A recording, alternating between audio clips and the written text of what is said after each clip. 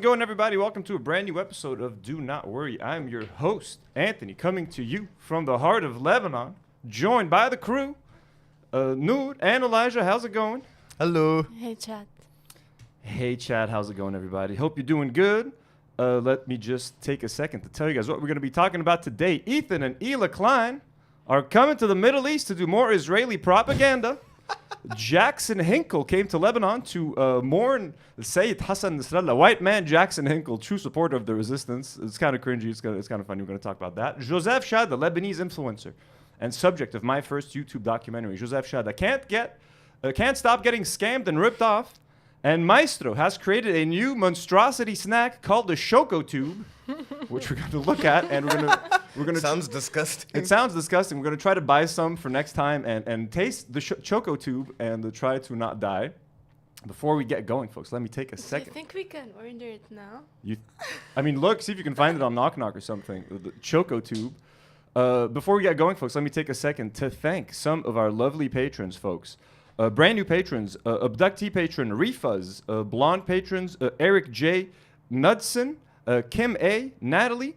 Thank you guys so much for joining our Patreon. If you guys would like to support our little independent YouTube channel, you can do so at the link below. Pick a tier that's right for you. This channel cannot exist without our lovely patrons and our YouTube members. Thank you so much for our YouTube members. We actually did an exclusive YouTube members / Patreon stream yesterday. If you guys haven't seen it yet, the link, you can find the link on the community tab on YouTube, and the Patreon, it's on Patreon. It was me and Elijah. We spent like an hour just chilling together, shooting the shit. It was kind of fun. So if you guys would like to access that, feel free to support us and support this channel. We love you guys so much. We're going to thank a few more patrons at the end of the show. Did I forget anything, or do we want to get into it? A quick update on the cats. This is kind of funny. I mentioned that I was supposed to neuter Maki last week because, it's Nata is in heat, and, it's like February, so it's when like cats are trying to mate and stuff. But I got this comment that kind of freaked the shit out of me, and I'm going to read it to you guys because this person like gave me nightmares. So I did neuter Maki on Friday. Him and Nata have been having sex for 2 days nonstop after the neutering, okay? But what freaked me out, oh God, watch out for the water, watch out for the water. Jump scares. Yeah, make sure. So I got this comment from Taylor speaking, was like, even after he gets neutered, keep him away from her if you can for the next day. Apparently they can sometimes still impregnate a cat with their last pump. Happened to someone I know. So me, That's crazy. so I spent, not that I can't Last see. pump. So I spent like 2 days calling veterinarians, being like, is the last pump real? Can my cat still get pregnant? They're like, no, there's no such thing as a last pump. Like they remove the testicles. He can't. But like sometimes when you do neuter a cat, apparently they still have some lingering testosterone for like a couple of weeks, maybe a couple of months. So they were still able to act out the sex. It was really weird. I tried to stop them as often as I could, but there's only so much you could do. But how many days has it been since what? the neutering? He was neutered on Friday, so almost a week at this I point. think it should like. If there is the last pump, then she might get pregnant, little baby Nata. Oh my God! But I'm gonna have to spay her pretty soon because she gets pretty wild, bro. Like she was getting all like flirty and like putting her butt up in the air and like just fucking. It was very cute though. She's very adorable. We love you, little Nata. I love her. She's very adorable. She's very sweet. So that's when it comes to cats. A little cat update for you guys. Also, here's a fun little teaser for those of you who missed the live stream. This is what you can expect. Premium cat content. This guy's not stealthy. Not in front of me. Hey, no, that's so fucking funny. The cats were getting into all sorts of shenanigans on that episode. So it's it's a lot of fun. Join us on these casual live streams. You now have 2 orange cats. You really don't know what you're in for. Does Maki count as an orange cat? I don't think so. Yeah, He's like white. He does. Okay. He has orange in him. Something else I wanted to update. We were talking about Jawad last week, the Atashitne podcast.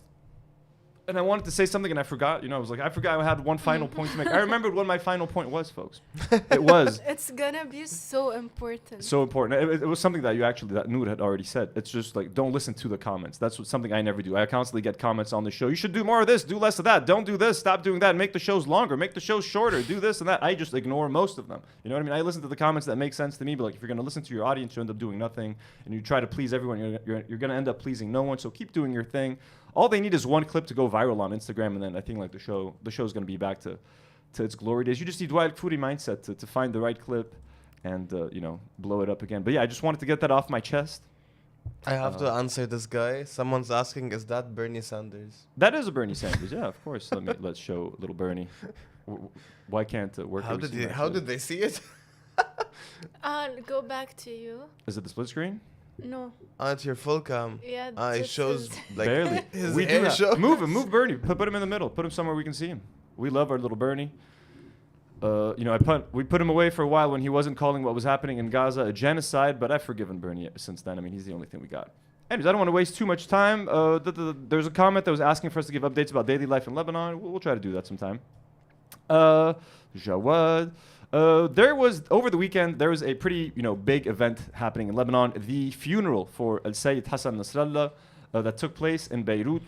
There was hundreds of thousands of people that came from all over the Middle East, from all over the world to pay their respects. Now, it's a very controversial event in Lebanon because, like we said, the country is split on what they think about Hassan Nasrallah and Hezbollah in general.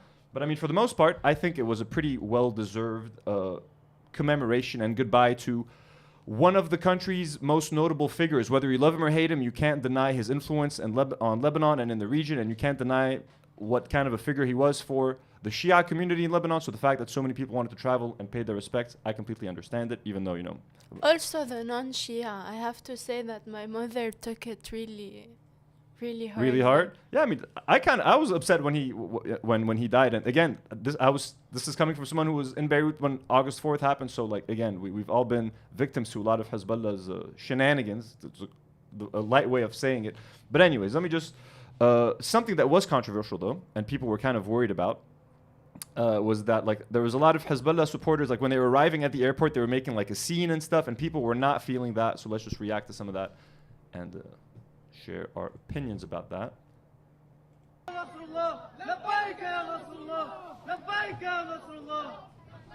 So people walking through the arrivals, carrying Iran flags, carrying Hezbollah flags, saying that, chanting.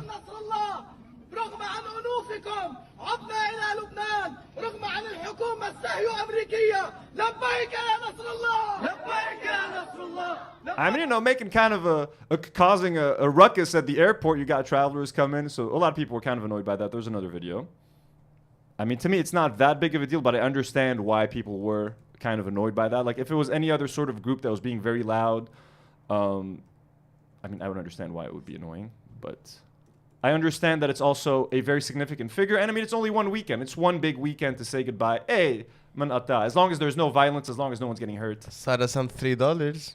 What's up? Sarah sent $3. Oh, well, so thank you so much, Sarah. Did she say anything or just? She's like, buy the kittens something nice. Oh, I want to get them little toys, like these little mice that I, sort of spread around the house that they can just play with. They got a Turkish flag.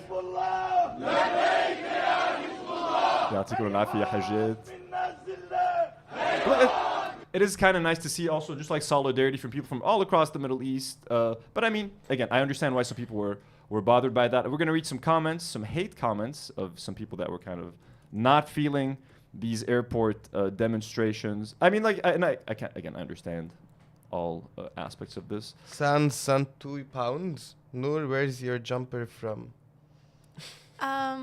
I got it last week from Bersh Hamoud. Oh, Bersh Hamoud. There we go, baby. I don't know the name So of basically the store. thrifting. I'm sorry. Yeah, it's, I guess, thrifting. So these comments are from Lebanese Reddit, apparently. So Aggravating King says, why is airport security allowing mob/protests in an airport? Shut that shit down, regardless of who or what they're chanting for. Man, in other countries, you can't leave your bag unattended. But our airport, apparently, it's cool to bring political shit and protests into it. They're not even Lebanese. What the fuck, man? Oh, sorry. So we have ski tourism, beach tourism, religious tourism, and now terrorist tourism. Hey, that's Anon Leb 3. You'll have small shops selling statuettes of Nasrallah's head as a souvenir and necklaces in the form of pagers to symbolize the martyrdom. Jesus, bro. Then people go for a fun ride at the Mlita Park. Reminds me of this. We don't have access to this video. Jaza first says, their compass is broken. They can't do that shit in Turkey. They come to another weak country and say whatever they want. Hormones 82 says, It's so obvious that they're the underdog now and scrambling for relevance. Their protests here and there prove they are now the opposition, not ruling party. And I do think there's some truth to that. Like Hezbollah has certainly been weakened, and they are kind of fighting for relevance by making these grand shows of strength, whether it was in the streets in Madam Khail a few weeks ago, taking their flags, getting on bikes, getting into public areas, and making these loud displays of like, hey, we're still here, we still matter. So I understand where this commenter is coming from. Shawarma Papi says, this is hilarious. Hezb is trying so hard to fill the stadium with foreigners to prove they still have popular status in Lebanon. Lebanon has had plenty of funerals and shows of force, popular events, but this is the first time they bring in so many foreigners. I don't think they're bringing in foreigners. It's people that genuinely want to come here to pay their respects. Nasrallah was not only a major figure here in Lebanon, he was a major figure in the whole Middle East and to a lot of Shias across the globe. So, I mean, I don't think they don't need to put people on planes and in buses and get them to fill a stadium. At least the economy will get a boost for a couple of days. I'm sure most of these foreigners will be having hookah and dinner in Junia and Batroun anyways. So that's a little bit of that. But we had one VIP guest that came to Nasrallah's funeral and really made all the difference, folks. The most important, perhaps, visitor, Jackson Hinkle, folks. Jackson, our boy, Jackson Hinkle. We got a bunch of shit here about Jackson. Let me just open them up. Let me open that stuff up. Let's switch over to my desktop. We got Ahmed Hassan, who shared this tweet. He said, I never thought that my first meeting with the bravest American man, Jackson Hinkle, would be... So Jackson Hinkle, just for reference, is like some anti-Semitic dude. Like I have... Let me just quickly switch to... do you know a little bit about him, Nour? He's mostly called a grifter. A grifter, right? I think that explains a lot about him. So he's kind of a grifter, kind of attaches himself to whatever... okay, so here's a Twitter thread that Nour found that is interesting that maybe can give us a little bit of extra context. We have 2 donations. Oh, go ahead and read them. Mo sent $9. Sup, ghoul slaying comrades, and smashed the live chat. Damn, thank you, Mo. We love you. Marmar sent £5. Kitty cam needed. Oh, we do need a kitty cam, but kitties are harder to predict than like a dog like Kaya. You know what I mean? We need to have like they're gonna be jumping around and stuff. So here is, but thank you so much for the support and donations, guys. So Awesome Jew shared this Twitter thread about our boy. I say it very lightly, folks. Jackson Hinkle. The rise and fall of Jackson Hinkle. Hinkle started out in the environmentalist movement, particularly its subsidiary anti-nuclear movement, playing the role of a bleeding heart liberal. He was seen taking a knee with BLM, protesting the death of George Floyd. Like, based on the live chat, people hate Jackson Hinkle. Yeah, no one likes him. Everyone hates him. No one likes him. That's why we're kind of... that's why it's kind of cringy. Hinkle infamously tried running for San Clemente City Council during his election campaign, or Clement, I don't know. He campaigned heavily on defunding the police. Ultimately, Hinkle lost his election bid, transforming himself into a failed politician. Based on publicly available information, it is clear that his campaign was actually terminated for violating Section 82,200 of the Political Reform Act, not disclosing sources of income. Later, he shifted gears by rebranding himself as a Bernie Sanders Democrat socialist. Okay, so he keeps, grifting to different political movements, attaching himself to things. He's basically a pick-me girl. Basically. He was seen once protesting in Pelosi's office promoting the Green New Deal. But I just want to see where the anti-Semitism stuff comes from. However, he has since rebranded himself as a MAGA communist, despite the fact that the majority of the MAGA movement is firmly anti-communist. He describes himself as not only a pro-Russian American patriot, but also as a God-fearing Marxist-Leninist. He sees no issue with his... what happened? With his conservative... he sees no issue with his conservative Marxism, claiming that communism and Marxism historically have been conservative. Okay... When the Russia-Ukraine war began, when Russia-Ukraine happened, Hinkle pivoted to X and began promoting Russian propaganda. At one point, he started posting on X, stating that Putin had God on his side and his quest to defeat NATO Satanists. Okay, so Hinkle even praised Netanyahu for his good relationship with Putin. Okay, that's weird. They're saying he had an interview at Al-Manar. Oh, really? Due to his obsession with Russia, blah, blah, blah, he got engaged to a Russian person. Hinkle is he's the confirmed CEO of a company which he opened up in 2020 named Fake News Media. Okay, blah, blah, blah. Since October 7th, 2023, he's been a strong supporter of the Hamas terrorist organization. Okay, so this is maybe a Zionist writing this, I don't know. Which calls for the killing of all Jews worldwide. Okay, definitely a Zionist writing this. Since the beginning of the Israel-Gaza war, he's disgracefully mocked the Jewish hostages kidnapped by Hamas. Okay, blah, blah, blah. So maybe not, I don't know what he said that's anti-Semitic, if he's insulted the Jewish faith. So I tried to find something that's like him being anti-Semitic, but I really couldn't find anything specific. It was mostly just people calling him anti-Semitic for Palestinians. Here's another Palestinian stance. This is another article you got. MAGA communism and the China grift. So is he also like a China supporter or something like that? Whatever the case, it seems like he might be a big fan of China. Our boy Jackson Hinkle. He's just a huge grifter. Big ass grifter coming to the Middle East and, you know, attaching himself to the Palestine cause. So anyways, let's go back to those photos. There we go. So Ahmad Hassan said, I never thought my first meeting with the bravest American man, Jackson Hinkle, would be in Beirut, Lebanon. All glory to the resistance. This is a funny video. Oh, so we'll talk about that in a second. So let's watch some Jackson Hinkle videos. Sorry, guys, this is a little bit unorganized. As you guys know, we're doing this live, and I still don't have a switcher. I'm going to be buying a switcher relatively soon. Here's our boy Jackson. So we're here today to prepare for the funeral processions and the celebrations of life of one of the greatest fighters for the resistance of people, not just in Lebanon, but all across the world. But understand that the American people stand with you. When they understand what you're fighting for, when they understand what you are putting death before dishonor. This is definitely copyrighted music, goddammit. We got fucked with the MTV AI music last time. We fully stand with you, and millions more are waking up and standing with you. This is in the Medina Riyadiyya, folks. This is like our big sports stadium that was built by the government. I've been there to watch some boxing tournaments. It's kind of a shithole, to be honest with you guys. I don't like it. It's not been maintained well at all. We put death before dishonor, and these Zionists, we saw them on the border of occupied Palestine. They hide in their tanks. They wear all of these crazy, protective gear funded with our taxpayer dollars in America. They're cowards. إنه هيدا الشو قد ما حكينا عنه وهيدا الفقد رح يكون ليوم الممات. That's beautiful. A lot of music. Emily Rose sent $5. Love the topics, love the podcast, and the variety of topics you guys provide as an American watcher. Oh, well, thank you, Emily. We love you. Emily Thank you for the Rose. support. And thank you to all our American non-Lebanese people that are sticking with us, random little Lebanese podcast. So here's Jackson in the south of Lebanon. He did a little tour of Lebanon. We're here in the south of Lebanon. We're going to be going to the funeral of the martyr Syed Hasala this Sunday. And to think, so much of what he represents, you can't go anywhere in Lebanon now without seeing a photo. His legacy lives on, the legacy of the resist and unity with our Christian and Muslim brothers to defeat the great Satan in the U.S. and the cancerous gland of Israel. For the Lebanese people, what I have to say to you is thank you. We're here to defeat the great Satan of America. And it's just funny that he's like a white guy from California or something. It's kind of funny.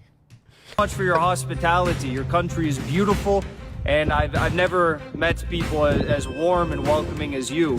And just never forget that even in the tip of your pinky finger, you hold more current. Jackson, you need to get like a dead cat for your mic or something. Because the wind, my man. And yeah, thank you, Jackson. Lebanese people do have great hospitality, folks. Wherever you go in Lebanon, people are very hospitable. We're known for that, you know what I mean? We'll talk a little bit more about that later. Dignity and honor than every single ruler in the Gulf states and of these fake kings and sultans and princes. You have more honor and dignity than all of them combined. Also, I hate when Americans come here and they're surprised that we're decent and we have manners. Right? This was a very offensive photo that everyone was very angry about. He's just like sitting in South Lebanon with a broken heart emoji. Southern Lebanon, poor old sad little Jackson sitting here. You know what I mean? This is so absurd. In our ruins. Oh, he's very sad for us. For his little Look Twitter at him. photo op. You know, at least wear like formal shoes, bro. You're coming here walking where thousands of people were killed. You're wearing your little like Reeboks or something. Wear some and khakis. What is this, Jackson Hinkle? Show some respect, god damn it. I think regardless of what he was wearing, like he can post a picture of the destruction, not posing with the destruction. And it's like a silly, like he's doing like a silly sad face, like it's just and like the emoji, like really the broken heart emoji, Jackson Hinkle. God damn it. This was an iconic photo. We'll talk about that. So as the funeral was happening and as they were taking out Hassan Nasrallah's like casket, 4 Israeli jets flew really low over the stadium and like broke the sound barrier, doing a sonic boom, kind of like just reminding people like, hey, we're here, we're watching you motherfuckers. By the way, these are the jets that assassinated Nasrallah. Those are the same jets, those bastards. They confirmed it. But like they didn't get the reaction they wanted. They thought people were going to be afraid or something. People just put their fists up in the air. This dude grabbed his shoe and put it up in the air and they started chanting death to Israel, which I mean, I know for a lot of Westerners listening to people like Ethan Klein, it's fucking crazy. But like when you got jets that bombed you flying over you and threatening you, some people might be inclined to scream death to Israel. And they don't mean death to like the innocent civilians. They mean like the government, the army, like the sort of, the terrorists. And we have some video footage of that. So it's pretty crazy. I think here it is. So here, you're going to hear the jets here and you're going to see how people started like chanting and stuff. So you can hear the jets.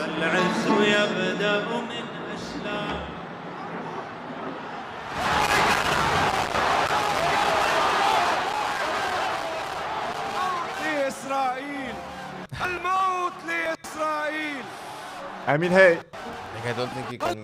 Disclaimers. YouTube. Disclaimers. YouTube. This is news. We are reacting to news. Okay, we disavow what is being said. But I gotta say, this shot right here of like that fist up in the air, that's fucking badass. I know a lot of people hate what's going on here, and they hate that people are even celebrating Sayyid Hassan Nasrallah.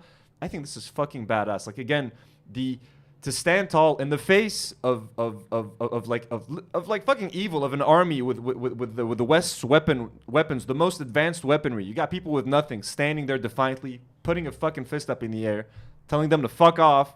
I think that's fucking badass. You know what I mean? Glory to the resistance now and forever, babies. I get mad in the comments. Shit. Honestly, I think most Americans watching agree with us. It's like Lebanese right extremists that hate us now. Like we got more support from American Chad is viewers. entirely American. Really? What? God bless America, USA, and I'm proud to be an American, where at least I know I'm free. Let's keep on.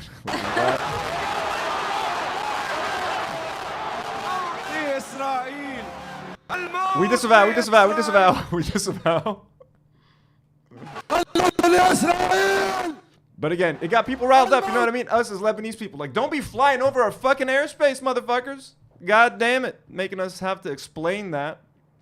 Some more videos, folks. Some more videos of Jackson Hinkle's visit. Jackson Hinkle. So here he is meeting some folks. How are you? Very good. How are you, brother?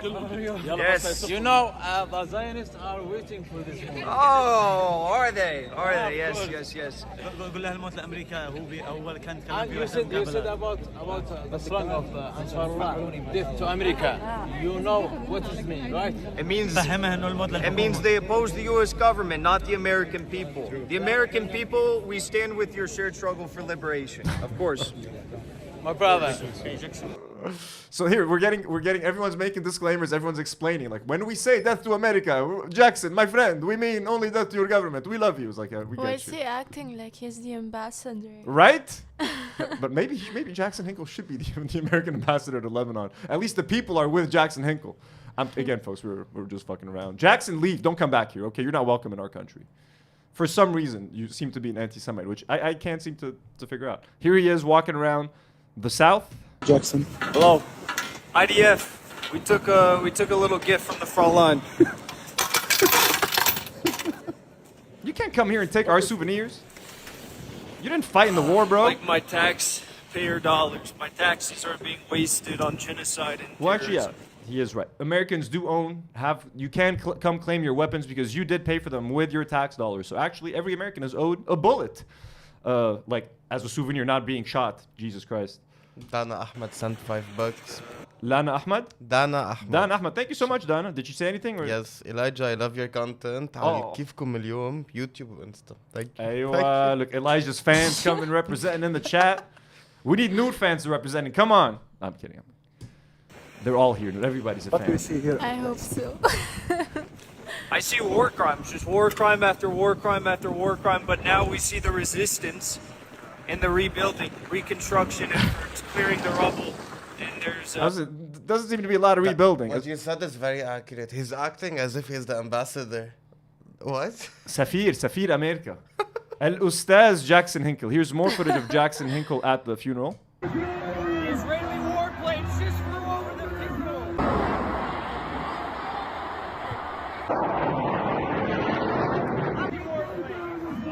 Yes.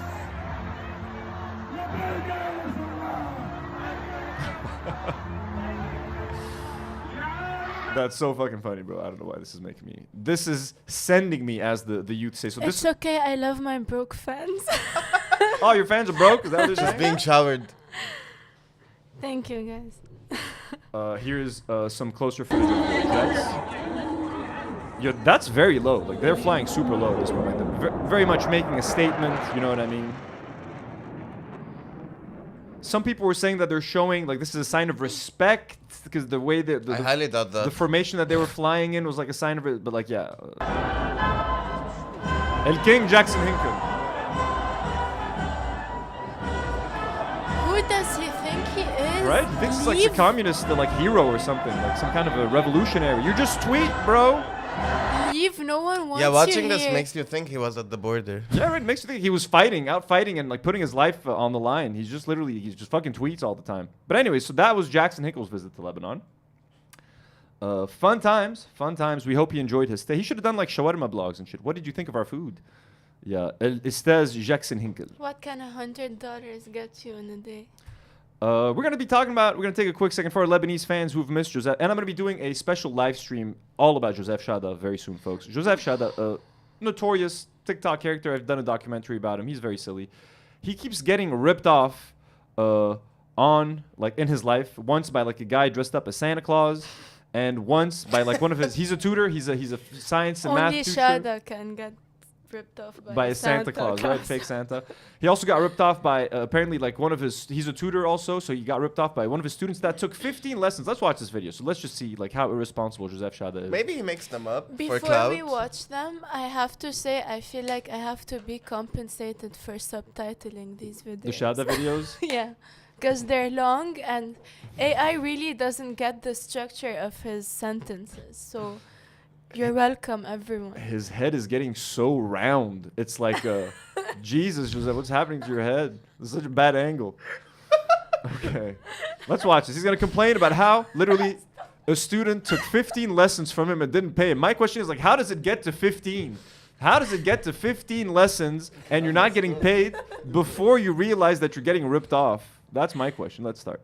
هيدا الشاب المحترم بين مزدوجين كان تلميذ من تلاميذي واخد عندي 15 حصة تعليمية مش دافع منهم ولا ليرة وكل حصة بين الساعة والساعتين على القليلة كانت.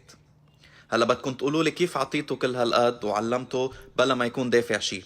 كان يستعمل أساليب احتيالية ويخلي شخص يتواصل معي من قبله على أساس إنه هو من محل وش وفي مشكلة بالوش بعدين صار يبعث لي حوالات كمان. So he had someone contact him on behalf of the student, being like, we're having trouble like transferring you the money or something, but like, how do you fall for that 15 times? Maybe the first 3 times, like, this guy's got really bad luck when trying to get payments transferred. But 15 times you keep falling for it. Like, he deserves to get the free classes at that point. You don't deserve to get paid for this, Shada. اطلع على قبضة تطلع مزورة يقعد يتلاعب ويقول لي بليز يا استاذ وكذا ومضطر اقول له لا بعد ما وصلني شيء بدي اضطر وقف معك لحد ما يكون وصلني المبلغ يقول لي بليز عندي فحوصات من بعد ما خلص الحصص وعمل فحوصاته ونجحهم وكل شيء فجأة بيصير يتحول لما اجي طالبه بالمصاري يقول لي ما رح يطلع لك شيء ويجي يحكيني بطريقة صلبطة وعمل بلوك. Then he blocked him. Oh my God. يعني ما بعرف شو بدي اقول لك.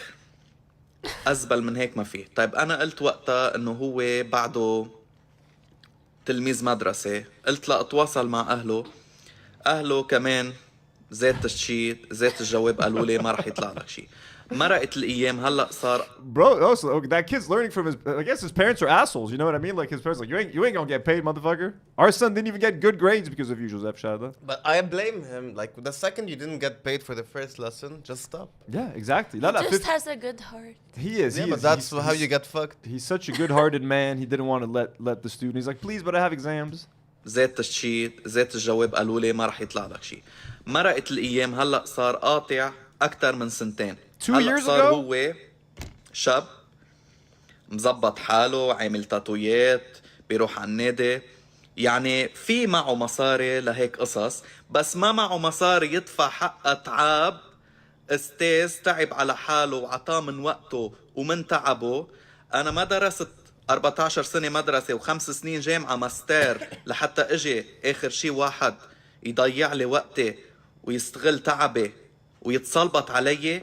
So he saw like why are you, he saw the guy with tattoos he with a job now like why are you still following him on like social media? Why do you know what this guy's still up to? And like name him. If this guy ripped you off, just name names. That's what bro. I was thinking. Like just expose him. And it's been 2 years. You're still complaining about 2 this? years. I think he recently like saw a TikTok of his or something, and he's like, "Oh shit."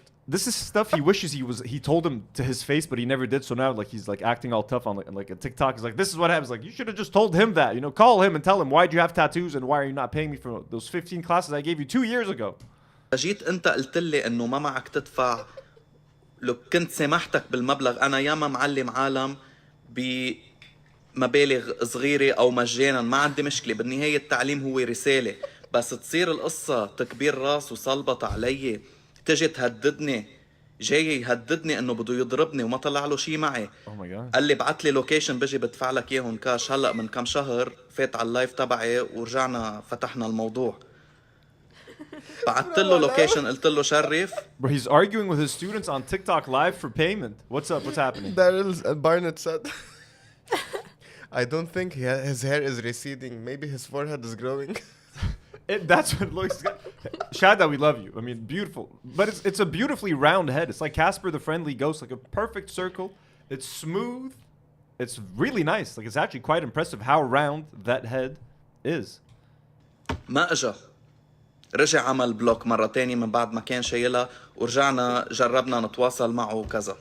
أنا المصاري آخر همي بس قصة مبدأ اللي بده يعمل هيك مش مفروض ينسكت عنه. خلي يكون عبرة لغيره لأنه بهالبلد النصابين كترانين بكل الطرق وبكل المجالات. يعي بالشوم بس بدي افهم بس كيف انتو هيك تتصرفوا. كيف بيسمح لكم ضميركم لك الحياة كلها كم سنة 70-80 سنة محرزة تعملوا هيك. بكرة لما تواجهوا ربكم ويسألكم I love how it ends. I love how it ends, dude. Yep. He's just like screaming. Okay. I mean, did the Americans get it? Like, did it make sense to you guys with the subs? Because I mean, the I think software they is. got it based on the chat. I think they It's got weird and for T subs. sent $10. Let me know if I did a good job. Sorry, who sent $10? T. T? Letter T. Any message? It's long. Nour will read. Thank No, you, T. you read it. You're It's going too long ahead. in Arabic. No. ماشي. It's about Jackson, Hinkle, and Almanar. لا يلا read it. كتير طويل بالعربي man. Nour, someone read it. Do it. I refuse. طب يلا نور. Okay, The I show feel needs to like move. Almanar will be like Jackson Hinkle السياسي الأمريكاني المخضرم يلي الدولة الأمريكانية حاولت إسكاته بس ما قدرت إجا ليعذب بحبيبنا السيد الشهيد. Oh, well, thank you so much. So wait, what does it mean? So Manat is going to talk about him as if he's like He's making fun of me. how they're going to talk about him. God bless. T, thank you so much, T. We love you. Thank you for the support. $10. Jesus. One more video. Here's Shada talking about how he got ripped off by this dude who was dressing up as Santa Claus. Like he gave him money for donations and then the guy just disappeared and like was ripping off people. And he made a whole documentary about him, which we're going to watch together on stream, folks, maybe next week. It's going to be in Arabic, so American viewers, you might not be able to enjoy it. But all our Lebanese Joseph Chada fans, we're going to watch his whole documentary live on stream. مين هو جابي حشاش اللي نصب علي وعلى عشرات لبل مئات الناس؟ سبق وعملت فيلم عنه على يوتيوب بس انتم ما لكم جلادة تحضروا فيلم ساعة فرح اختصر لكم اياها. بدكم كل شيء بالمختصر.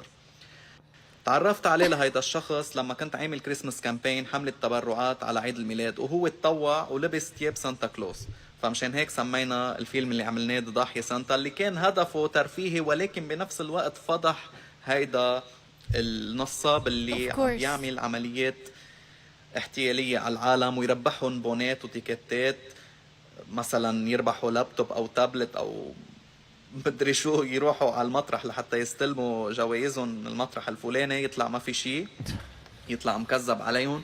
غير هيك كمان عمليات النصب اللي عملها لما أمنوه على أدوية لعالم عندهم أمراض. ف يعني في كتير أشياء مخبص هيدا الزلمة.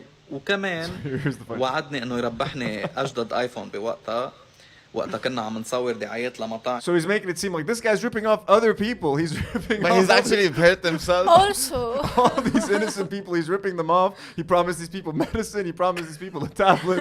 They go to claim their gift and there's no gift. Also, just this one time, he promised me the latest iPhone.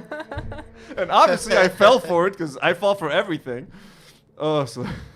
أجدد آيفون بوقتها كنا عم نصور we can't miss a second. هيدا الزلمة. وكمان وعدني انه يربحني اجدد ايفون بوقتها كنا عم نصور دعايات لمطاعم. قال لي بتصور دعاية لمحل تليفونات مشهور وهو قال عنده تواصل معهم، وفوق منها دفعني ديبوزيت زيادة $200 كرمال قال يطلع لي ستورج اكبر. اخر شيء طلع هو عمل لي وصل مزور وما في شيء من هذا الحكي. رحت على المحل لحتى استلم تليفوني من بعد ما اخذني وجيبني ونصور دعايات لمطاعم الضاحية. هو كان مستلمها، هو كان عامل مثل السوشيال ميديا مانجر تبعي، يعني لما بدي اصور دعاية لمطعم هو يحكيهم. So not only did Chada trust this man enough to give him $200 as like a deposit for bigger storage on his phone, like just go buy your own. Chada, you're an adult, you're in your late 20s, you're trusting some other random dude to go buy you your phone. So he gave him $200 for a deposit for a phone that doesn't exist, and then he made him his social media manager. Who pays a deposit for storage? I don't even know. I've never even heard of that before. If you give me $200 right now, bro, I swear I can get you extra fucking 5 gigs of storage. Hell yeah, dude. Also, I have the student that hasn't paid me in 2 years. Let's... بدي صور دعاية لمطعم هو يحكيهم وهو ياخد المبلغ ويوزعه على الفريق. الفريق كان في حدا بيصور، حدا بيعمل اديتنج، حدا كذا، بس أكترية الشغل كان علي. وكان يستعمل المعدات تبعولي، معدات التصوير، اللايتينج، الميكروفونات، كل شيء من عندي. ضيعت وقت 2 قضيناهم سوا وكنا كل يوم مع بعض. فخيبة الأمل والصدمة لما اكتشفت انه هيدا الشخص طلع كذاب بكل هالاشياء هيدي. But Chada, you're such an idiot. Like, I mean, no offense, we love you, but like, you literally let the guy use your equipment.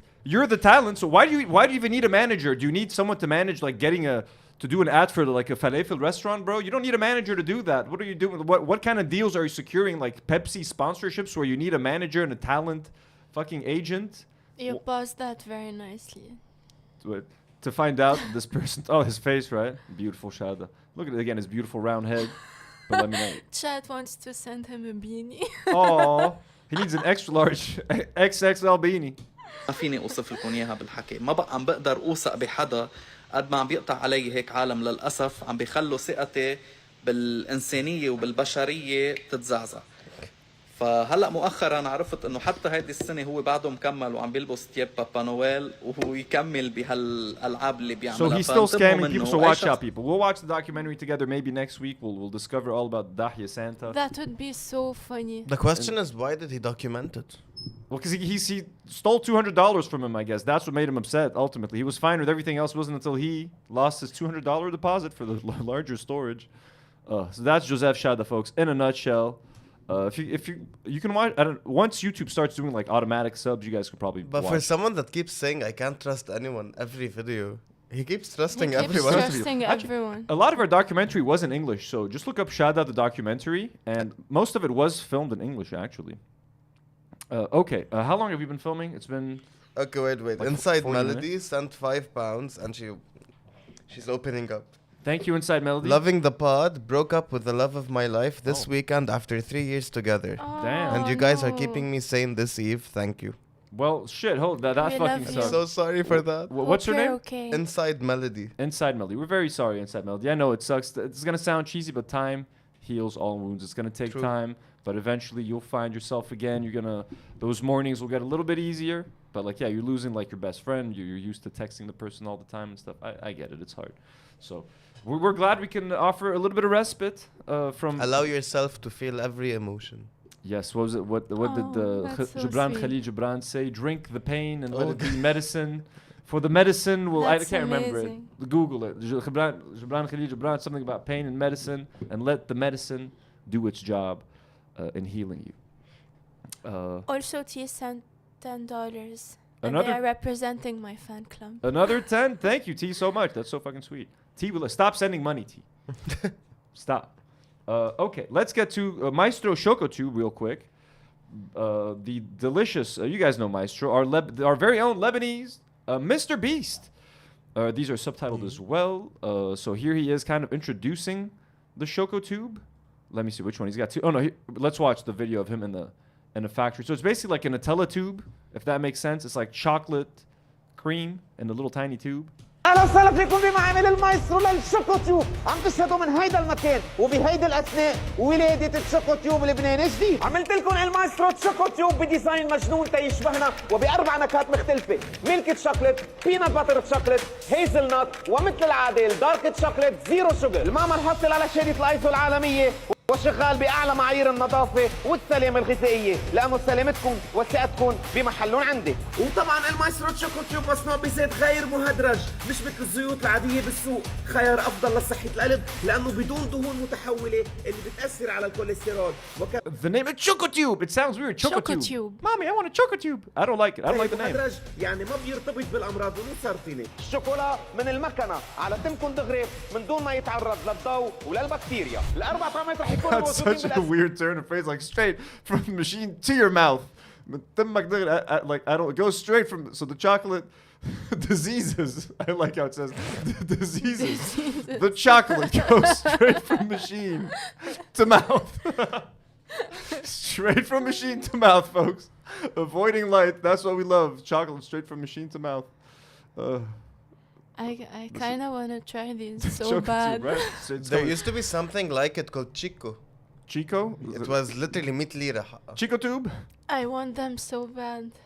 الشوكولا من المكنه على تمكن دغري من دون ما يتعرض للضوء وللبكتيريا الاربع طعمات رح يكونوا موجودين بالاسواق ابتداء من بكره وجهزوا حالكم لانه رح تذوقوا تشوكوتيوب مش ضايقين مثله بحياتكم I've never tasted a Chocotube, bro. I don't even know what the fuck that shit is. Maestro, always breaking barriers with his creative snacks. Here we're gonna see a little bit of what the So he Chocotube. just did like chocolate spread. It's like a little best in Nutella a tube. tube. It's like a small Nutella tube, basically. He's gonna have 4 different kinds of chocolate. You got a little one. جماعة ضايع شوي صراحة وقلت فضفض معكم. But the fact that he's used, like he's spreading it on, I thought you just like shoved it in your mouth, just like he said, straight from machine to mouth. بس مش عم لاقي الطريقة اللي بدي أخبركم فيها يعني مش عم لاقي الطريقة اللي بدي أطلق فيها. هلا هو كمان في منه 4 فليفر يعني ميلك شوكليت، بينات باتر شوكليت. But like, I mean, look, هيزل نات. to be fair, it does seem like a fun way for a kid to eat chocolate. Like everybody eats a chocolate bar, everybody drinks a. When I was referring juice to box. Chico, I used to love it as a kid. Yeah, I mean, it is kind of was fun cool. for a kid to like open up a little tube and like just like squeeze out some chocolate paste. I mean, I guess it's I fun. want to squeeze out some chocolate. You wanna Like squeeze this out some heavily chocolate depends paste? how costly it should be cheap as fuck. It needs to be cheap as fuck. We're gonna try to get some. We're gonna try to get some our filthy paws on some Chocotubes, folks, and hopefully next week we'll give you guys the greatest Chocotube review. We're gonna try it in all flavors, especially the dark stevia with hopefully not a lot of cadmium. Remember, there's lead and cadmium in dark chocolate, and the Maestro has assured us that his chocolate has less lead and less cadmium than other chocolate.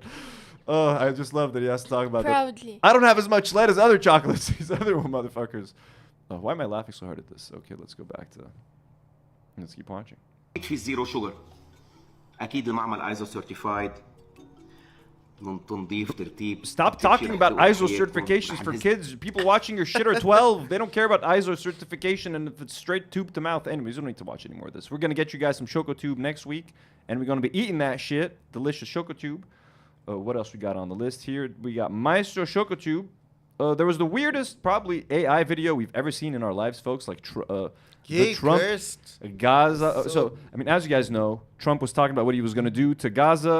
Here's a quick reminder of a video. This happened like 3 weeks ago or some shit. Another like, shot where him and Netanyahu like taking a suntan. We're gonna The U.S. will take over the Gaza Strip, and we will do a job with it too. We'll own it and be responsible for dismantling all of the dangerous unexploded bombs and other weapons on the site, level the site and get rid of the destroyed buildings, level it out, create an economic development that will supply unlimited numbers of jobs and housing for the people of the area. Do a real job. Do something different. Just can't go back. If you go Legally back. speaking, can you actually do that? Bro, no, I don't think What do so. you mean we own it? You know what I mean? And they saying that the people aren't gonna like. You guys have seen all of this, but like just a few seconds. Like I know we jumped to this, but they said the sign tube. The Saint Elf? Oh, $1. Each tube is gonna be $1. That's a pretty good price. $1 per tube. Okay, yeah. No. Yeah. I'm thinking budget-wise. If I'm getting 4 tubes each, you know. I think it should be cheaper. Cheaper than $1? Like, I know there's barely any chocolates. Bro, he sells his chocolate bar for $4. True, This is a true. good downgrade. This is a good. He's meeting the people in the middle at least, because he was overcharging like shit before. Have the right to return to Gaza if they left while the rebuilding was happening. It would be my hope that we could do something really nice, really good, where they wouldn't want to return. Why would they want to return? But if you make it really nice and really good, they're gonna want to return. Like, oh, you built us a beautiful beach house. I want to come back, Mr. Trump. Like, what do you mean? And like, yeah. So you guys know, this is what's happening. Well, Donald Trump released like what is arguably the weirdest AI, the most cursed AI. Everything AI is cursed, but this is probably the most cursed AI video. I'll be back. I really have to pee. And go pee, my man. Go pee. Ahla wa sahla. I'll be in the live chat. Do you not want to watch? I'll watch it from the live. Are you gonna pee sitting down? Yeah, I always pee sitting down. Really? Very weird. Don't. My toilet seat's almost completely broken. I'm kidding. It can handle it. It can handle it. So let's watch the AI video while Elijah pees. This was posted on Trump's fucking Instagram. Like, 2025. What's next? Wow, look at this. Beautiful. Elon Musk, that's so cursed, bro, the way he looks. Oh my god, let's go back to this a little bit. Horrifying. Ugh. God damn, I hate AI so much. Gaza is finally here. Okay, like, what is this? We got bearded men belly dancing, which, hey, I mean, I'm all for. But, like, isn't this against everything that Donald Trump and, you know, against what they stand for? You got we got cross-dressers, bearded men with breasts, with trans, what? They hate, you're supposed to hate this, Donald Trump, but hey, look at that. This is happening in Gaza. Gaza is finally here. Trump Gaza shining bright.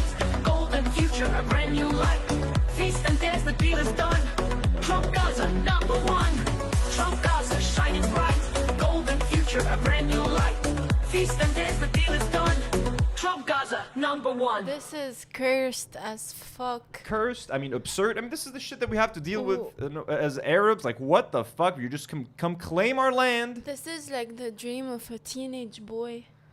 I can't believe this man is president. So, I mean, this is the kind of shit that we're dealing with here, folks. Trump Gaza, so very absurd, taking the internet by storm. What do you guys think about Trump Gaza? Beautiful. Elijah, welcome back.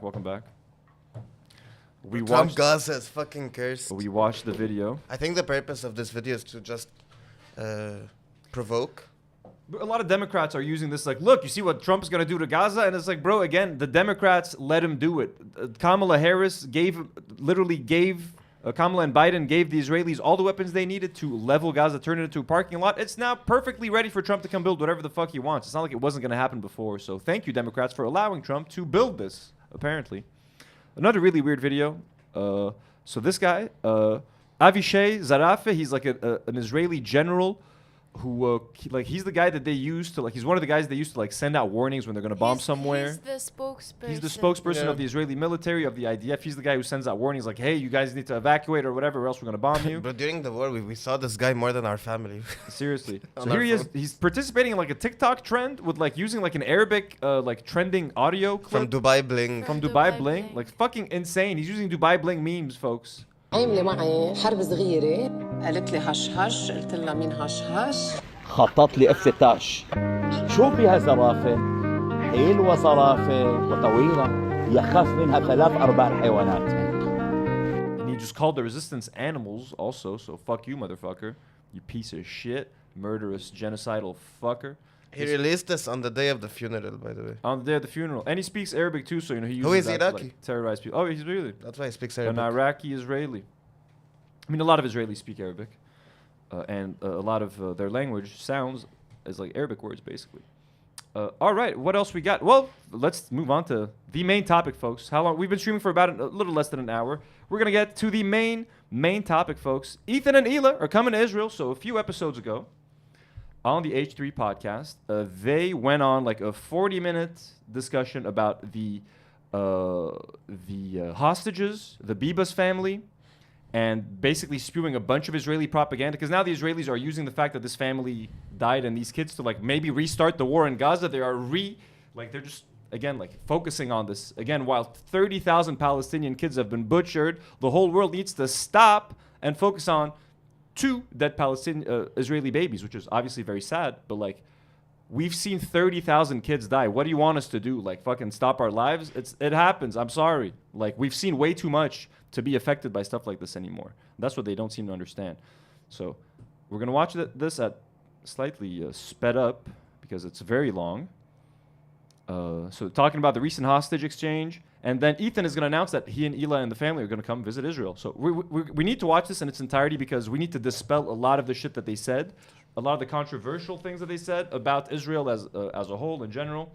So, excuse me.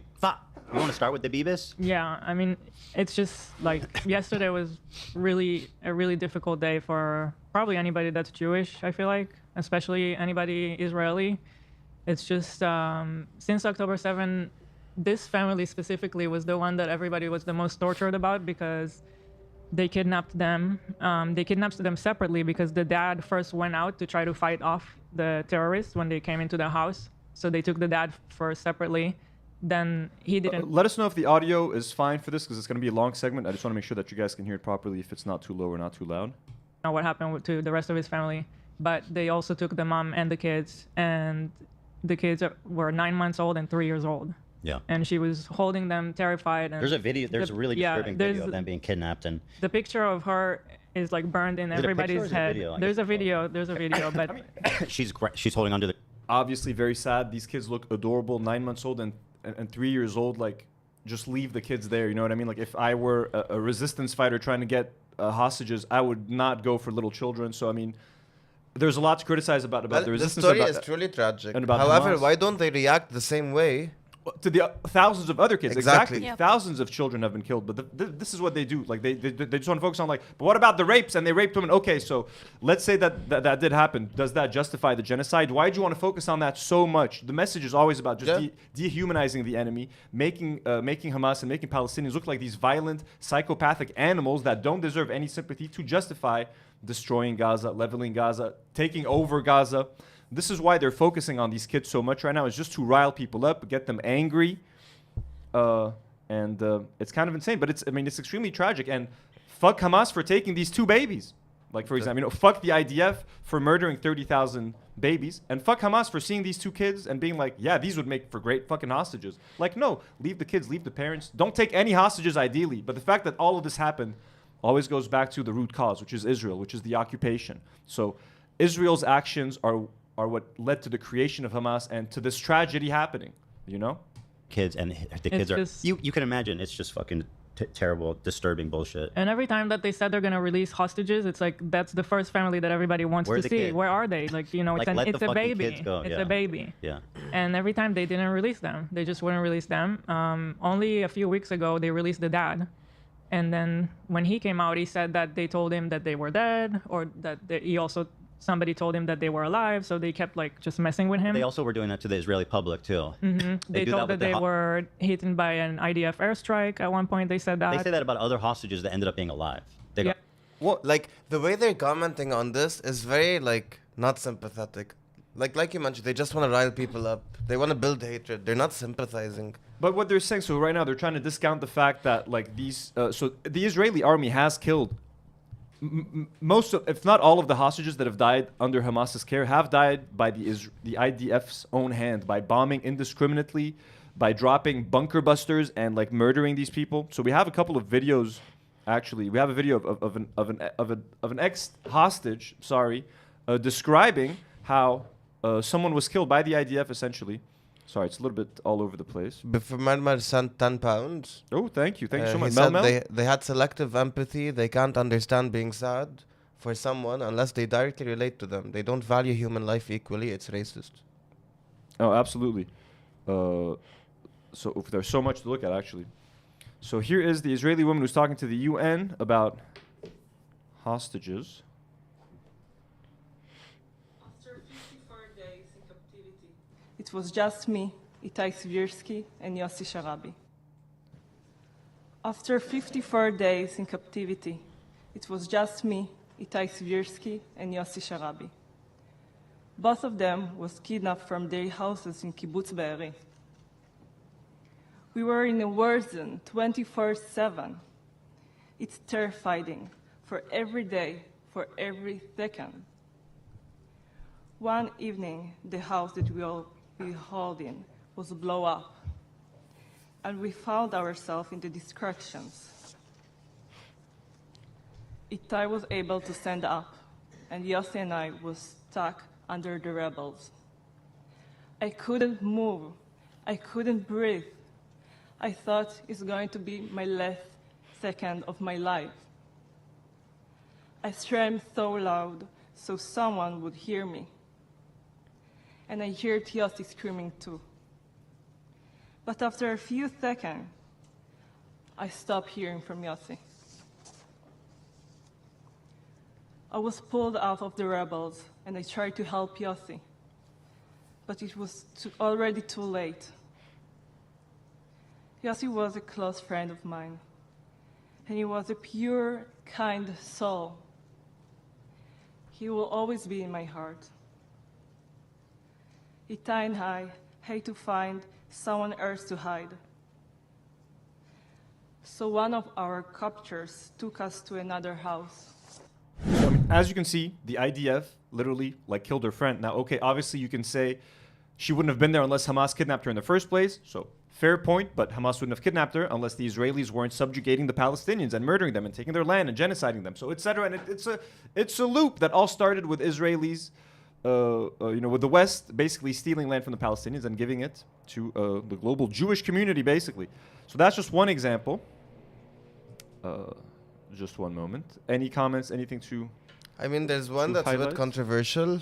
I mean, we got to read it. Lizzie Rosa, who's a donator, by the way. Yeah, we love Lizzie Rosa is a patron. Lizzie Rosa is a member. Lizzie Rosa is the manager of our unofficial Clips channel, and Lizzie Rosa composed our outro music. So she asked, why do human shields act so surprised when they end up being a human shield?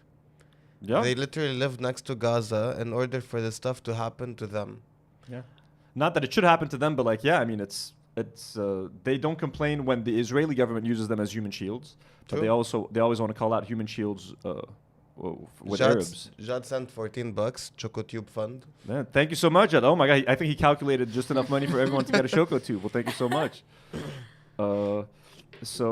Here is a video. I mean, they're going to talk about this in a second, but let's watch it now. So this is the kind of propaganda that the IDF is releasing about this family. They're saying that Hamas killed the babies with their bare hands, basically. This is what they're doing to get people to go insane. Right? I don't think so. We can confirm that baby Kfir Bibas, aged just 10 months old, and his older brother Ariel, aged 4, were both brutally murdered by terrorists while being held hostage in Gaza, no later than November 2023. These two innocent children were taken hostage alive together with their mother Shiri from their home on October 7, 2023.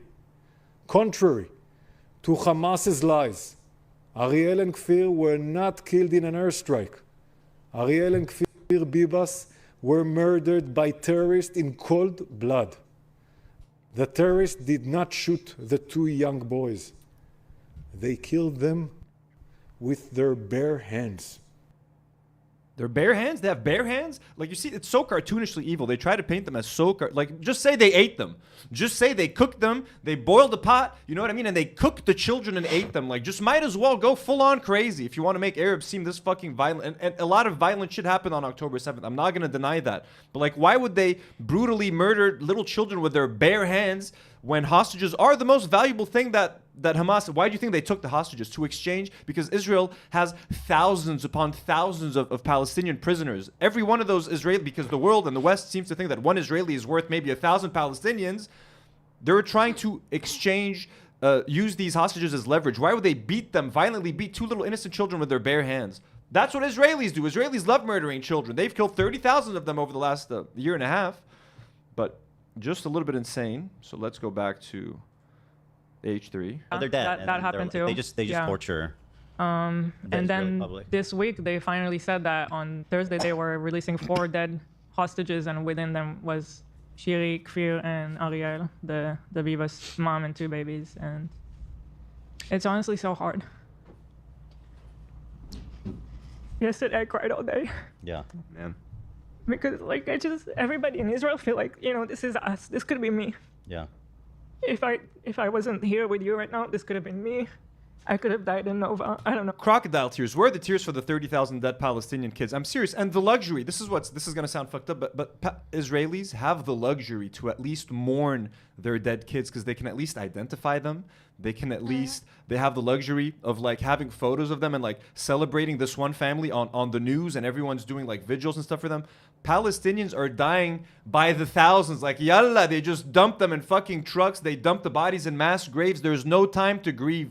Most of the time, you can't identify the kids or the families. So it's just like dead kid number 1, dead kid number 2. You had parents writing like their family name on their kids' arms and limbs so that if they got detached, they could identify them. Yeah. So it's fucked up that this family died, but at least you have the luxury of mourning them and knowing their names. You know what I mean? Do you know how many Palestinians are dead that no one knows who the fuck they are? How many children? I told you guys, like, I've seen Palestinian kids die in every single way over this last year and a half. I saw one where they literally carried a baby that was like basically made of dust, and like he evaporated once they carried the body. I've seen babies with their stomachs open and all their guts spilling out. I've seen babies cut by those bombs where like they start throwing like spinning shrapnel that it's just designed to slice. I've seen, you know how many kids are like limbless now in Gaza that have lost an arm or both arms or a leg or both legs that are now blind? That's horrifying. Like, it's horrifying. It's terrifying. And they have the luxury of sitting here and crying about one family, you know? Think about that for a second. I just wanted them to come back. Well, and I mean, the fact that we have small kids makes the pain even more And it's like, so tangible. hard for her because it could have been her if she was But here. she's a victim complex could've where been she me if wants I it to was be about her. But I live in Los Angeles and I'm safe, but it could have been But me. it could have been her. It could have been me if I lived in a kibbutz just a few 100 meters away from a concentration camp. I could have been in that kibbutz. Jordan sent $20. Jordan who? M. Jordan M. We love Jordan. Josh Pat. I'm thinking about Josh. Jordan M and Josh Pat. All of you. Jordan, thank you so much. And way too generous. Vince sent $5. Jordan was on our stream yesterday. Wasn't Jordan in the live stream yesterday? I think as so. well. And who? Vince Lasagna. Vince Lasagna. $5. 5. Did he say something? I wish Karine was on the panel today so she could fight all of Anthony's hasbara. My hasbara. I'm not spreading any hasbara. I don't think I'm so. anti-hasbara. What did the He's like hashtag Team Karine. Just Josh say anything? Jordan. Sorry. Where is it?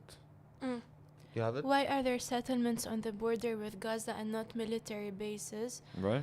One of those settlements is literally shield in Hebrew, and the Zionists want civilians to be in the way when Palestinians fight back like on October 7th. And I mean, the Hannibal directive, we know that it's the IDF that ended up killing at least half of all the Israelis that died that day. They killed half the people in that kibbutz. They started bombing the people with like helicopters that were running away from the music festival. Like, the Israeli government did a lot of damage just to kill a few Hamas militants. They like butchered their own people. Just seeing them on video, how scared they are, like that, it hurts my heart so much.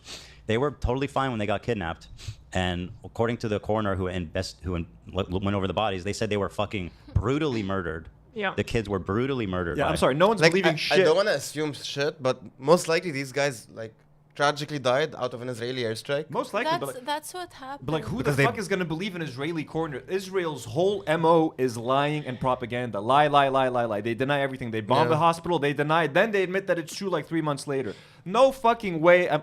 No one's gonna. And they did it to themselves. Maybe it is true. Maybe the Hamas militants did beat these kids, with their bare hands. But Israel has lied so much that there's no way we're gonna believe any fucking thing they say. They're the country that cried wolf. Too many times. So if something actually happens, no one's gonna give a shit anymore. They said not by gunshot, not by a bomb. With their bare hands, they killed him. I keep thinking bare hands, like someone's wearing like bare. That's what bare I'm hand thinking, like gloves. bare gloves. They use their bare hands to kill the kids. It's like, oh my god. We're not making these kids look fucking. They're angels, okay, little innocent angels. But I've seen a lot of shit over the last year and a half that has kind of desensitized me to a lot, bro. I've seen thousands of dead Arab kids. So God bless these kids. I hope they're in heaven. I hope the whole family's in heaven. Whoever's that, like, I hope they're all reunited one day. But like, do you know how many fucking families were wiped off the registry in Palestine? So if you're gonna talk about this, don't just talk about this and then ignore. And Ethan is gonna give some lip service in a second. Like, and by the way, we were very sad for the Palestinians, but like they spent 40 minutes talking about one Israeli family. Yeah. Like it's just not the same. That's what forensics said, and the dad wanted the world to know how they died. Oh, and then here's another extra twist of sickness. They included, the trade was supposed to be the 2 kids and the mom. The lady, it turned out after a DNA test, it wasn't the mom. It was some random fucking Gazan lady. Yeah. Which goes to show how much they care. Random fucking Gazan lady. Like, look how much respect. Ethan, the pro-Palestinian, it was some fucking random Gazan lady. Do you have to say random fuck? It was a Gazan lady. It was it was another Arab woman or something. Hey, it's purely hate speech. It's entirely hate speech. It was a random fucking Gazan lady, like fucking trash, like just fucking go spit on the ground, bro. Spit in front of the camera to just make your point a little bit more clear. Haley sent $10. She's like, Ethan is such a hero for saving Hila from danger that she never actually faced. Oh my god! Thank you so much, Haley. Ethan, yeah, a true savior, Ethan. But oh my god. About their own people, they're just shipping off random bodies. Like, what the fuck is that? Yeah. So So, you still after don't a know long where. day that everybody's gone through this whole thing, and at the end of the day, you learn that the mom is not in the coffin. So now nobody knows what's her condition. Is she dead? Is she alive? I don't know. My head immediately goes to, are they trying to hide whatever happened to her because it's terrible? Well, I mean, That's immediately where my head goes. Whatever happened to her can't be worse.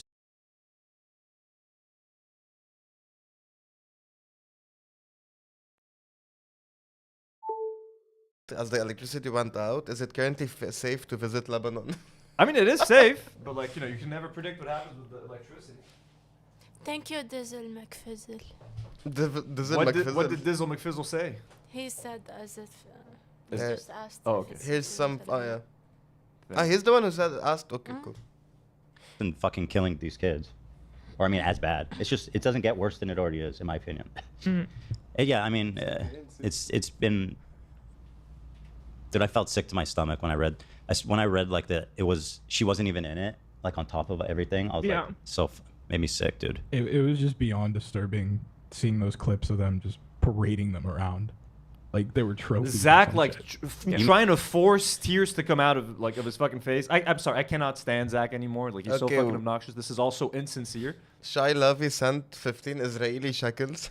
Shai Lavi, 15 Israeli shekels. Thank you, Shai. You're putting us all in prison. And he said, by the way, the father asked not to tell how his children died. He wanted it to stay private, but they revealed it. Oh my god, that's so fucked up. And Hila just said he wanted the world to know. Hila was like, the father wanted the world to know. Apparently he wanted it to stay private. That's so fucked. Oh my god. Thank you for sharing that. The caskets. Yeah, in Israel they don't show that footage because they don't want to play along with this sick games that they play. But here they are. What about the 13,000? What about the 30,000 dead Israeli Palestinian kids? Yeah, how Zach? is she not reacting the same way when like the news and countless of videos came out? They don't care, bro. They follow like Zach likes Michael Rappaport. Like I'm pretty sure they don't even care about these 2 kids. They don't. They're just trying. They found this narrative that they could like get people to on the hate train. I think they might actually care about them, but the problem is you can care, and this is what Ethan says. Like you need to care for everyone. You motherfuckers don't give a shit. You say I support Palestine, but then you try to block everyone, and then you try to get everyone in trouble. Like You just care about Israelis, and it's so you just say it, bro. Just fucking say it, because it's very clear. You're saying it indirectly. And I believe no kids should be harmed in like anything. Of course, bro. But like, why do you expect the world to stop for 2 Israeli kids when 30,000 Palestinians died? Everybody's seen this video. This is the picture that's. And these poor fucking kids, man. Like, you can just imagine. God, that would be so Just fucked. imagine the mom. She's like, Yeah, it's tragic. he can't. Why they kill the kids, man? Bro, Hila's trying to farm sympathy because everyone fucking hates her now. By the way, here, check out a couple of tattoos that Hila. So just see how much they're conflating Zionism with the Judaism. This is all they have to like. They based this argument for everything. That's all they have. So she announced that she wanted to get like a Star of David tattoo just because once that artist canceled the collaboration with her because of what she said.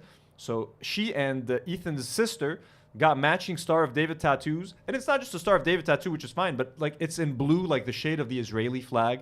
Like, could you conflate Judaism and Zionism and like Israel any more than this? And she thinks that this is like being defiant. Again, people aren't canceling you because you're Jewish. People are canceling you because you are a Zionist, spewing a Zionist propaganda. Beautiful. Look at that. Literally the colors of the Israeli flag, bro. Like, way to learn all the wrong lessons from all of this. Like, oh my God, you could have just been like, I regret my time in the IDF. What I did was fucking stupid. I regret calling Ramallah a terrorist city. I regret being uneducated. I regret falling for like Hasbara. But no, the lesson is I'm going to double down on being Jewish. It's like, who cares that you're Jewish? It's not about that. It's about being a fucking Zionist. Anyways. Who the fuck would do that? Okay, Some people wait. were asking, so why the orange? What's up? Cool. It's an interesting. Lars sent $5 and said, "I think it's important to say that the Bibas father, the father of the, is considering suing the Israeli government for propagandizing his children." We have a whole article about that because that's what they're doing. Like, why are they getting them? They're using them so much in the media and to get people angry to Which like doesn't allow him to heal. It's like, are they trying to justify a second genocide? Like, what are they trying to justify right now? Just because the kids have this bright orange hair. And so their image has been burned in everybody's head, this bright orange kids, you know. So it's always, it's already been two years, so. What an the ugly baby, crying face. People thought he had already spent 2 birthdays there, his first 2 birthdays. But Seems now like they killed them. Now we know that they were killed a month after October 7th. What I think happened in November. is they kidnapped them, and they're like, these kids are like too hard to take care of, and I we're just think gonna so fucking too. kill them. But then what did they do with Karine? Ethan Klein, political analyst. I think they just didn't know. They didn't know how to take care of the kids, so they killed them with their bare hands. What the fuck, dude? Like, what the fuck? This is the shit. This is when you watch too much Israeli news. This is how their brains work now. According to the autopsy, they killed them like right away. They didn't even wait that long. Yeah. Again, bullshit. Yeah, it's probably one of the more disturbing images. It's just the hopelessness of. Her parents were also killed on that day. Right, the grandparents. Yeah. So their whole family was. 3 generations of this family. This is the grandparents that were murdered. Again, very sad. You know how many full-on tragic. You know how many full families were wiped off the registry in Palestine? Like, they don't just mention that. You get this is why this is so one-sided. They only ever talk about Israeli pain with no acknowledgement. Again, Ethan's going to throw one little sentence. And by the way, of course, we always care about the Palestinians. But if you call someone a Zionist, they call us anti-Semitic. If you try to speak out against Israel, they call you anti-Semitic. If you say from the river to the sea, Palestine will be free, they call you anti-Semitic. So Ethan wants you to be pro-Palestine, but he doesn't want you to do shit or say shit that's pro-Palestine, because then he calls you anti-Semitic. So what the fuck do you want people to do? What kind of he just wants Palestinians to be slaves and to say like, yes, sir, and please would you give us some land? And like maybe they'll give them land. If they ask for anything, hey, fuck them, go shoot them. Oh God, look at this fucking baby. Yeah. They're trying so hard to make themselves cry I know right now. this dad is back to nothing. I don't know how you. How do you move on? I have no idea. I don't know.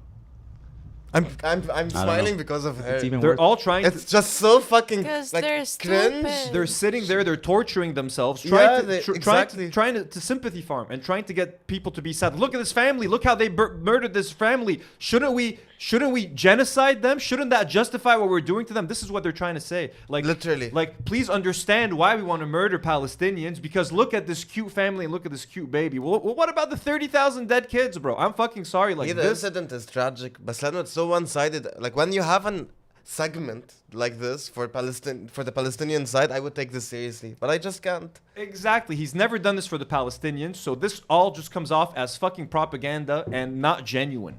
Because he doesn't know. He doesn't know about his wife. Like, Yeah. he can't even- Yeah, at least I mean- could have had a closure, but Yeah. no, it's like It's all true. Yeah, it's over gonna again. fucking torture him. Yeah. Here, when they turned over the bodies, they made some fucking insane, sick show of it. Actually, you know what? I'd rather just watch Hassan reacting to it. Of course. Ethan told me that the Hassan footage is gonna really annoy me, so I haven't watched it yet. I haven't. I've been saving it. I want to watch it here on stream so I can so I can cry more. So like, you know what I mean? She just wants. They just want to get angry. They want to cry on stream. They want to see what Hassan said to rile them up so she can get even more angry. That's like Jesus Christ. Like fuck off. Fighters carry the coffins of 4 dead Israeli hostages. By the way, at 2 of first them they children. brought The out the youngest to be coffins. abducted. The coffins were covered in terrorist propaganda. Oh, and then they gave him And keys so that the didn't Red work. Cross refused to accept it Oh, like really? that. Yeah, and they gave them locked with keys that didn't work. And it was the first time that even the Red Cross refused something, and they made them cover it in a blank sheet. Fucking evil, man. Yeah. You want to see evil? Look right in front of you. Oh, Hassan, the embodiment of evil. We have, I think, Ethan, you're sitting next to evil. You're sitting next to an ex-IDF terrorist who went to Ramallah and went to Ramallah raid for fun to terrorize and horrify an innocent Palestinian family. So you are quite literally sitting in the room with a terrorist. You are married to a terrorist. You have birthed children, 3 children, from a terrorist. That's crazy. This is what's happening on Twitch from the Wasn't most he popular glorifying political Galant? commentator. If we didn't have... Yeah, she was like, Galant's a really good guy. And they call someone who's sharing his opinion on the internet evil. And we clipped it. I'm still very proud that I got Hila to take it like a month off the podcast. Good times. Fallout, our friendship would never have survived this, ever, No. ever. The way he fucking talks about this family makes me want to puke. Okay, so if you criticize Elon Musk, Trump's DOJ will send you a letter. I went back Members there, of Congress you know must what? have the right. The youngest to have been abducted on October the Is there a way 7th. to just... Fighters. Okay. So I don't at think least Hamas has the decency to put the deceased Israeli hostages in coffins. You know what I mean? Do you guys want to see how Israelis return dead Palestinian prisoners? Just for a little compare and contrast. Can you show that video? If you're sure, you're gonna show the one I have in mind. There's a recent video that went viral yesterday. Side by side? Yeah. We couldn't show it. No, I have pictures of it though. Nour From couldn't the find it. ambulance. If you can find it, what video? Let me show you. Let me show you. Don't show it to me. Show it to Nour. Guys, read some comments while I'm doing this. Comment reading. I was getting Nata. What am I looking for? What am I looking for? Trump. What were we talking about? T sent another Hostages. $5 and says sorry for spamming, but FAB gross bootlicker. I agree with you. Okay, Actually, I think you can show it. I don't know what you're talking about. This is like. So here are some photos. We're good. I got photos of. Oh, you got photos? Okay. So here are the photos. So here are literally how Palestinian prisoners are returned. Why can't I zoom? In body bags, folks. Literally trash bags, not even body bags. Yeah. So this is how they return them. You got families sitting there trying to identify the dead. Okay. Fuck. So look at this. This is the reality in Palestine. This is how Gaza deals with this. Like, are Ethan and Hila condemning this? No. Are they reacting to this? They want to be upset that... I mean, okay, I get it. It fucking sucks. And no one's supporting what Hamas did with these kids. Like, the fact that they even kidnapped these kids to begin with. And, like, if they're using them for, like, propaganda. But, I mean, what else do they have? Hamas has propaganda as a weapon because they got nothing else, bro. Throw up a disavow or something? Yeah. Obviously, we I don't disavow know what Hamas. Right. Hey, YouTube, we disavow Hamas. Throw it up just to be absurdly almost calm. This morning, They're playing near Khan music. Yunis, a most macabre handover ceremony. As music blares, Hamas fighters carry the coffins of 4 dead Israeli. You see how they do the media? Like, it's all... Mhm. They know exactly how to fucking manipulate a Western audience, and, like, people just eat it up, dude. Yeah.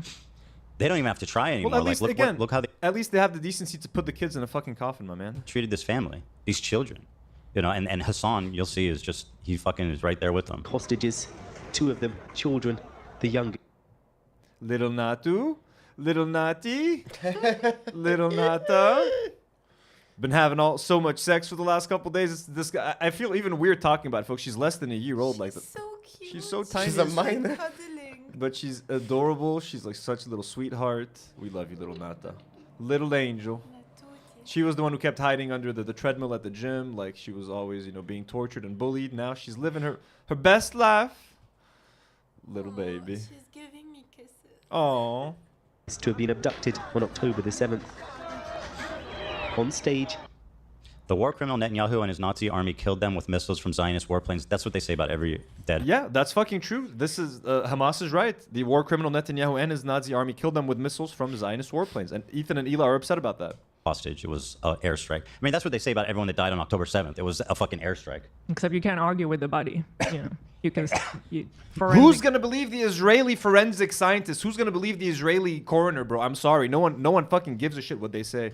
Can tell what happened to the body. Listen, they'll just say it's lying. But like these people are so dishonest. They'll literally say with a straight fucking face. People like Hassan actually will go further than most of these people. He'll be like, I think over 50% of the people that died on October 7th was from Hamas. That's a concession that most people in a circle won't even make. Nah, they were all killed by the IDF. We would never do that.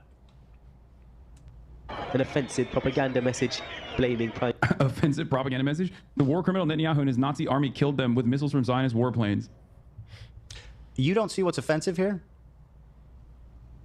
Is that what's offensive? Is the graphic design on that? What is going on there? Yeah. He's Dracula. It doesn't even He's look a like vampire. No, I get it. But I'm No, just it's saying, I didn't even realize that was Netanyahu at first. Yeah. I just thought it was just Dracula. I thought it was Leslie Nielsen. Or that's Leslie Nielsen as Dracula. Exactly. I don't understand what's offensive funny. to Like design actually Netanyahu like pausing and this. commenting. Like, oh yeah. With the 7th. Fucking war criminal. On stage. Fuck An him. offensive propaganda It's kinda message funny. blaming Prime. Offensive. Why are you laughing? Join the scholarships competition for postgraduate programs. Never again. Why would you laugh? I don't know. He lost a piece of his heart. Is there somewhere. something joyous right now that you're seeing that's making you laugh about this? It's so you can't see how this is offensive. You fucking. Girl, you're so fucking stupid, Ethan Klein. Oh my god, bro. He's laughing at the fucking graphic design, you dumb fuck. You can't spare one fucking mote of sympathy for dead kids. But we gave you the sympathy for the dead kids. What Try then? it yourself. We feel bad for the kids. What then? You want to genocide Palestinians? What then? What's the next step? We feel bad for every innocent person that died. What then? Little do they know that Hamas actually did all this show just to try to prove that Israel actually killed those people, not them. And also trying to humanize themselves a little bit, bro. Just be like, yeah, that's tragic. This is horrible. Like, would that fucking kill you? The answer is yes. He would lose his audience. Oh, this is tragic. No Let's one's look going to at lose the... Ethan, we have an extremely left audience. Everyone knows that this is fucking tragic. We've said it a million times. It's fucking tragic. These kids are beautiful little innocent angels. Nothing should have fucking happened to them. Fuck Hamas for even taking them. But what can I say beyond that?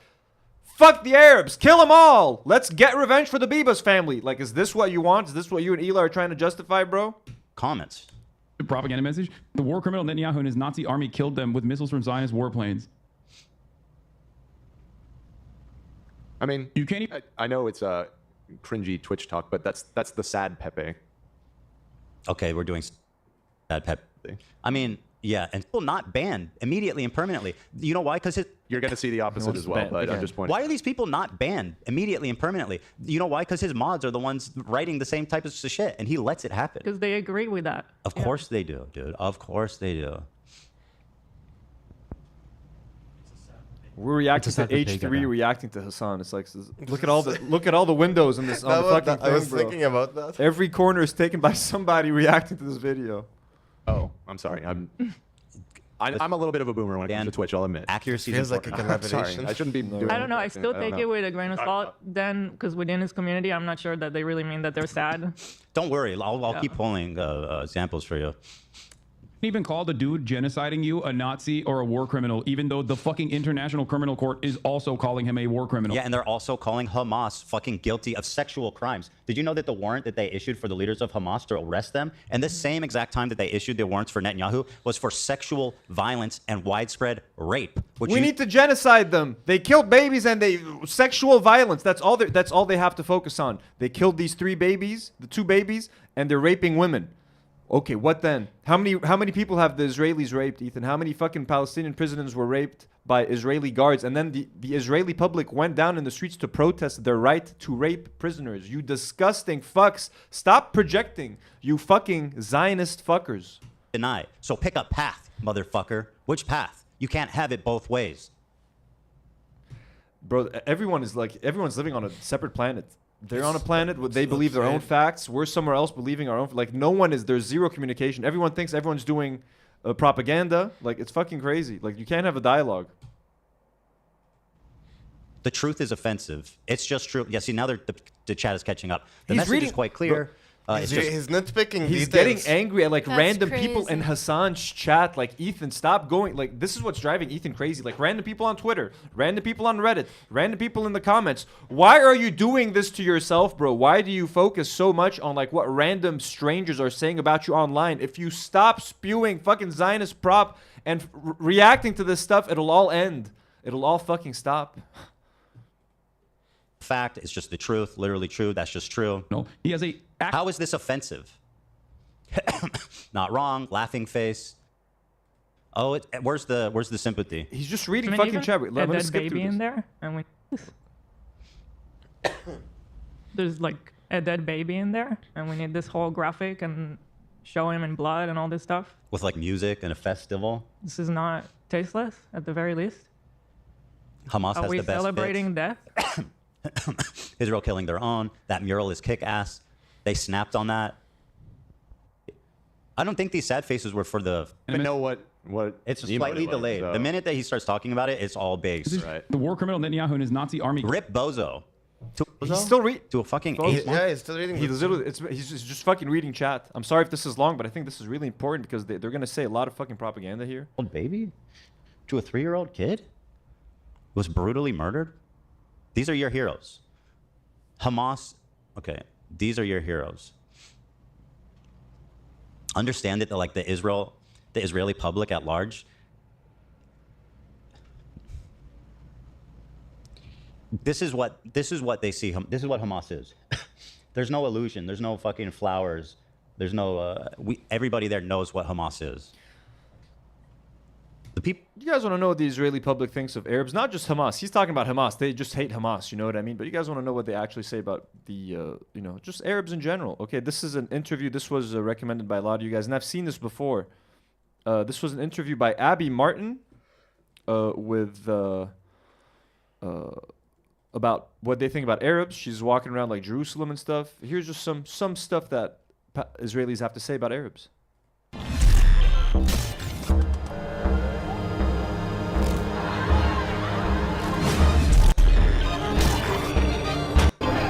Knesset Party approved a plan to annex all of the occupied territories that would erase Palestine completely. This is considered an extremist solution to a conflict that has spanned decades, and the so-called key to peace in the Middle East. But how do Jewish Israeli citizens feel, those who are not in the government or living in illegal settlements? Last year I traveled around the West Bank to release a series for the Empire Files on the plight of Palestinians, featuring their voices and stories. But I also went to speak to average Israelis in the Jewish quarter of Jerusalem. We're here in Zion Square in Jerusalem, which the government has actually declared to rename Tolerant Square. And we're just going to ask everyday Israelis what they think about the situation.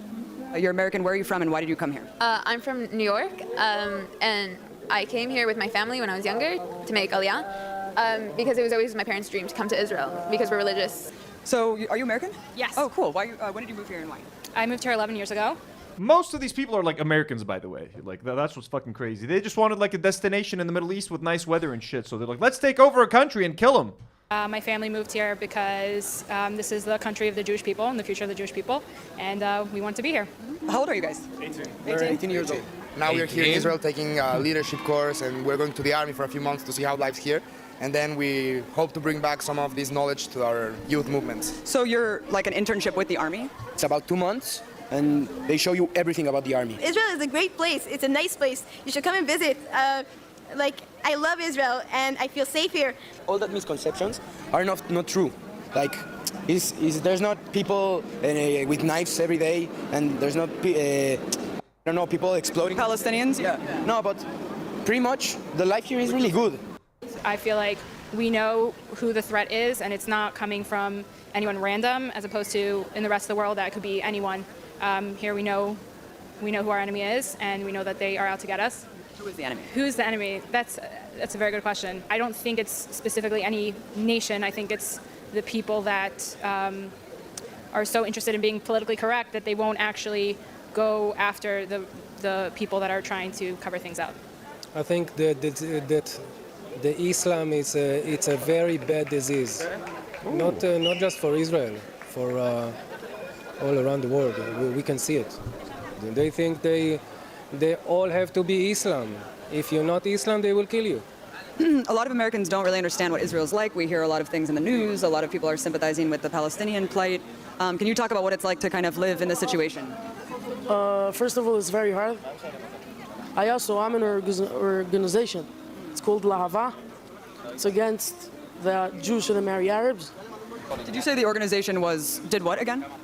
The organization is, the thing of it is that Jews shouldn't marry Arabs. Shouldn't marry Arabs. So it's like in the fucking 50s in the States when you had organizations like blacks shouldn't marry whites, colored people shouldn't marry the whites. Like this is the same shit. No, Arabs shouldn't marry Jews. Islam. It's fucking insane, bro. It's fucking. We don't need to watch all of this, but you guys get the idea. It's crazy. Let's go back to. No Name gifted a couple of memberships, and they're upset that we didn't mention them, so I'm mentioning them. Oh well, thank you so much, No Name. Someone pointed out that No Name himself does not have a membership. Oh damn! You can give memberships and not be a member. That's fucking crazy. Someone gift No Name a membership right now. And here they don't. Chriselle sent $10. Chriselle, any message with that $10? So sad how Ethan and Hila speak this way after years of watching, but I'm glad I found you guys. Well, thank you so much, Chriselle. We're glad. Free Palestine. We're happy you found us too. Because of people like Hassan, they don't know that they're basically like ISIS. Killed them with. By the way, Hezbollah, who supported Hamas, helped defeat ISIS. So Hamas they are directly against ISIS. Hamas and ISIS have nothing to do with each other. Like, Hamas fucking hates ISIS. So this is how little Ethan understands about this whole thing. Actually, Israel used to help heal ISIS fighters and combatants. They used to get care in Israeli fucking hospitals. Look that up. Missiles from Zionist warplanes. You can't even. LOL-based. That's mind-blowing. He has a ton of moderators, too. There's literally no reason that he couldn't moderate his chat. None. They normal voices. Talking about, But the moderators, they work hard. Don't think that they're not. Offensive to whom? We're going to have to skip a little bit. Israelis and Jews are not real people. But I don't know when he's offensive to whom? Stuff. LOL. Looks good to me. Still reading What is the difference between a Jewish kid and Boy Scouts? Okay, he's talking about the Twitch lady. They're making it nose because of Jewish. Oh, okay. Wait, no. It literally says Nosferatu. It doesn't say Nosferatu. How do you spell it? Are you talking about Oh yeah, he saw someone in the chat say Nosferatu. He thought they were calling Netanyahu like Nosferatu, like they were making like an anti-Semitic joke. Insane. And then they're like, dude, he's not saying that. Like he's reaching for whatever he can find. They're making anti-Semitic jokes. Fucking chill out and stop reading the fucking chat, bro. okay. But they saying nose. They're because making he's it Jewish. nose because he's Jewish. Oh, okay.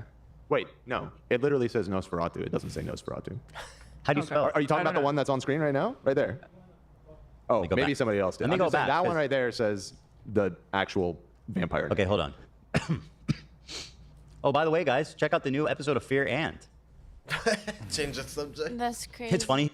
He goes, I can't believe Ethan plugged walk music and festivities.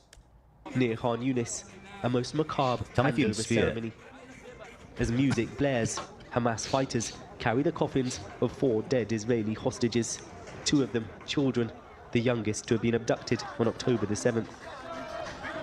On stage, an offensive... By the way, you see how it's scrolling up? He's reading the chat. He's looking at chat and reading.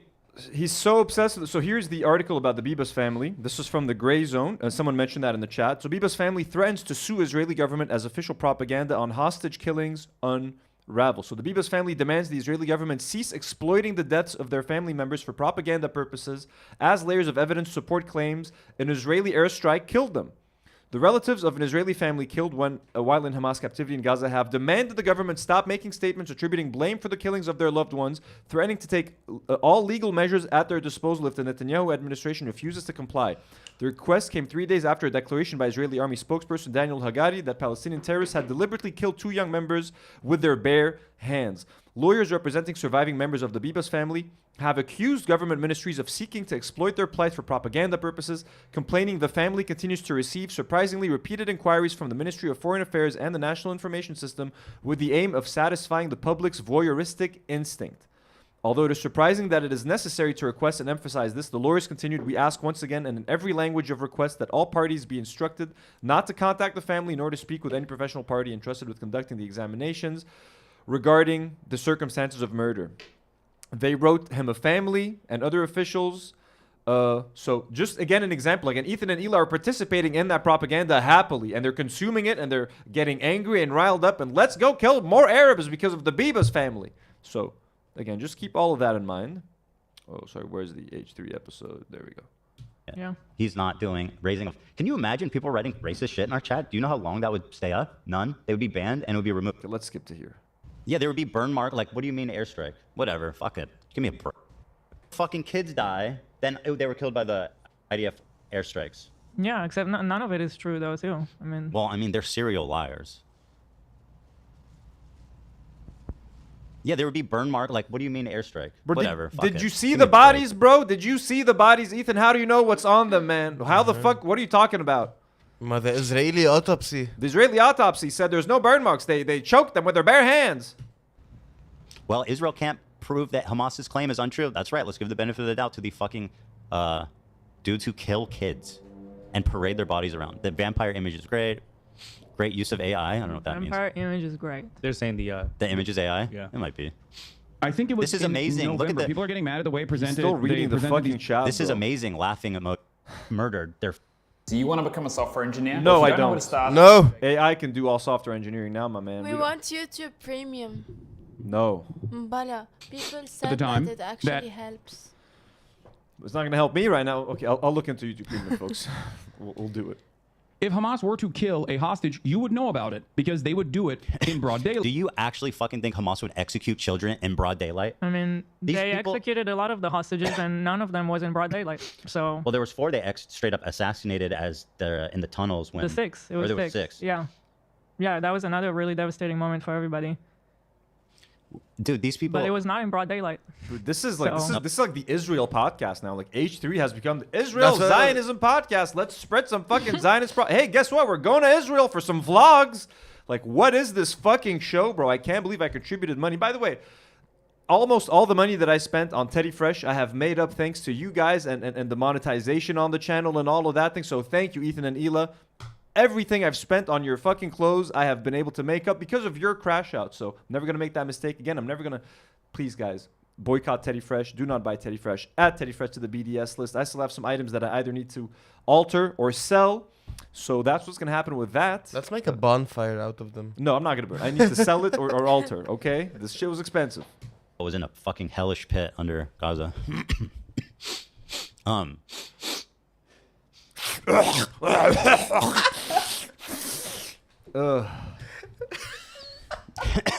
we actually saying that Hamas would have executed children in public? The guys who follow every single fucking capturable moment around with like 10 cameras because they know how to manipulate fucking pathetic weasels like you. Daylight because hostages are their only leverage. Okay? That's true. Well, I'll tell you why they killed the kids because they didn't want to take care of them. So then they're going to listen to like a voice That's note. crazy. Ethan knows for sure. Why would they kill? Let's Trust me, my gut feeling. That's his argument. Let's hear that. I'll tell you why they killed the kids because they didn't want to take care of them. How does that's he what know? happened. He doesn't even live in Israel. Like, for him to have such a strong opinion. Elijah, Arabs are barbarians. We don't know how to treat kids. We don't know how to take care of kids. What is this child? Kill them with your... with his bare hands. Where are the bare hands? Bring the bare hands so I may wear them and smash the children with the bare hands. Like, what are we doing here, man? What's happening?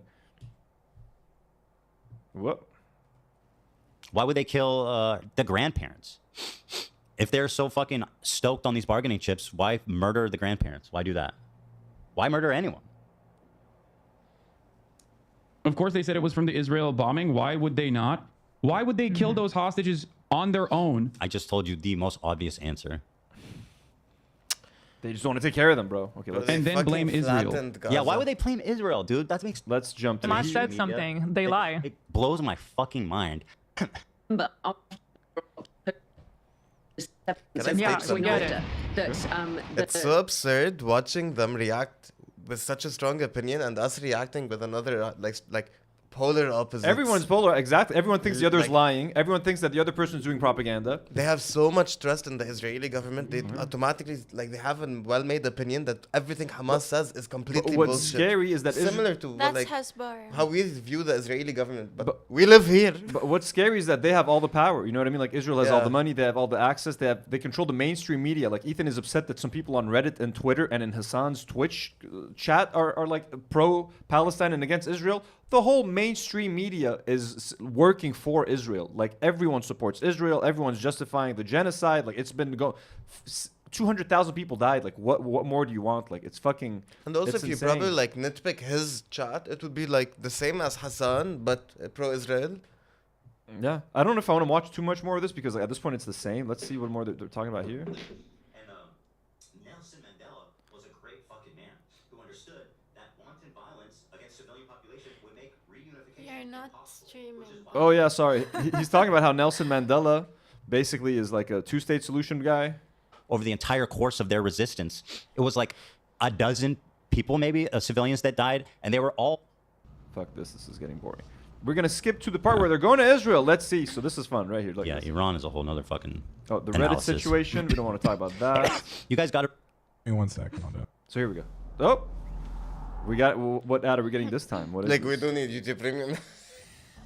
Never. Haley D sent $5. Thank you, Haley. She also gifted 5 memberships, and I got one of them. Damn, you're a member now? I know I got a membership last live. Damn, that was fucking crazy. Well, thank you so much, Haley. She says it makes me sick knowing how much money and time I give their pod, and the fuck, Anthony, we're living in a cloud world. It's fucking crazy, no, seriously, man. And the fact that is what's crazy to me is that people donate money to H3. Like, I mean, we're a small little independent podcast. Like, people send H3 like in the live chat like $100 chats, $200 chats. They'll give 50 memberships. I'm like, why would you give millionaires money? Like, I never understood that. Like, how could you? Like, you know what I mean? Like, if I'm watching a little independent solo YouTuber, Yeah. I'll send them a little bit of money. Like, yo, here's to support you. Keep going. Don't stop. But like a millionaire, like and H3, like they make a lot of money through monetization and sponsors, and they have Teddy Fresh and they have all this shit. And Ethan keeps buying Rolexes. Like, it's weird giving a man who keeps flaunting his expensive Rolexes. It's weird giving him here's $100. Like, Why he doesn't need it? it makes no sense to me, bro. Like people that support them financially. Like I mean, I used to buy their clothes, but like at least I used to get clothes out of it. Like when you buy Teddy Fresh, I never just donated money.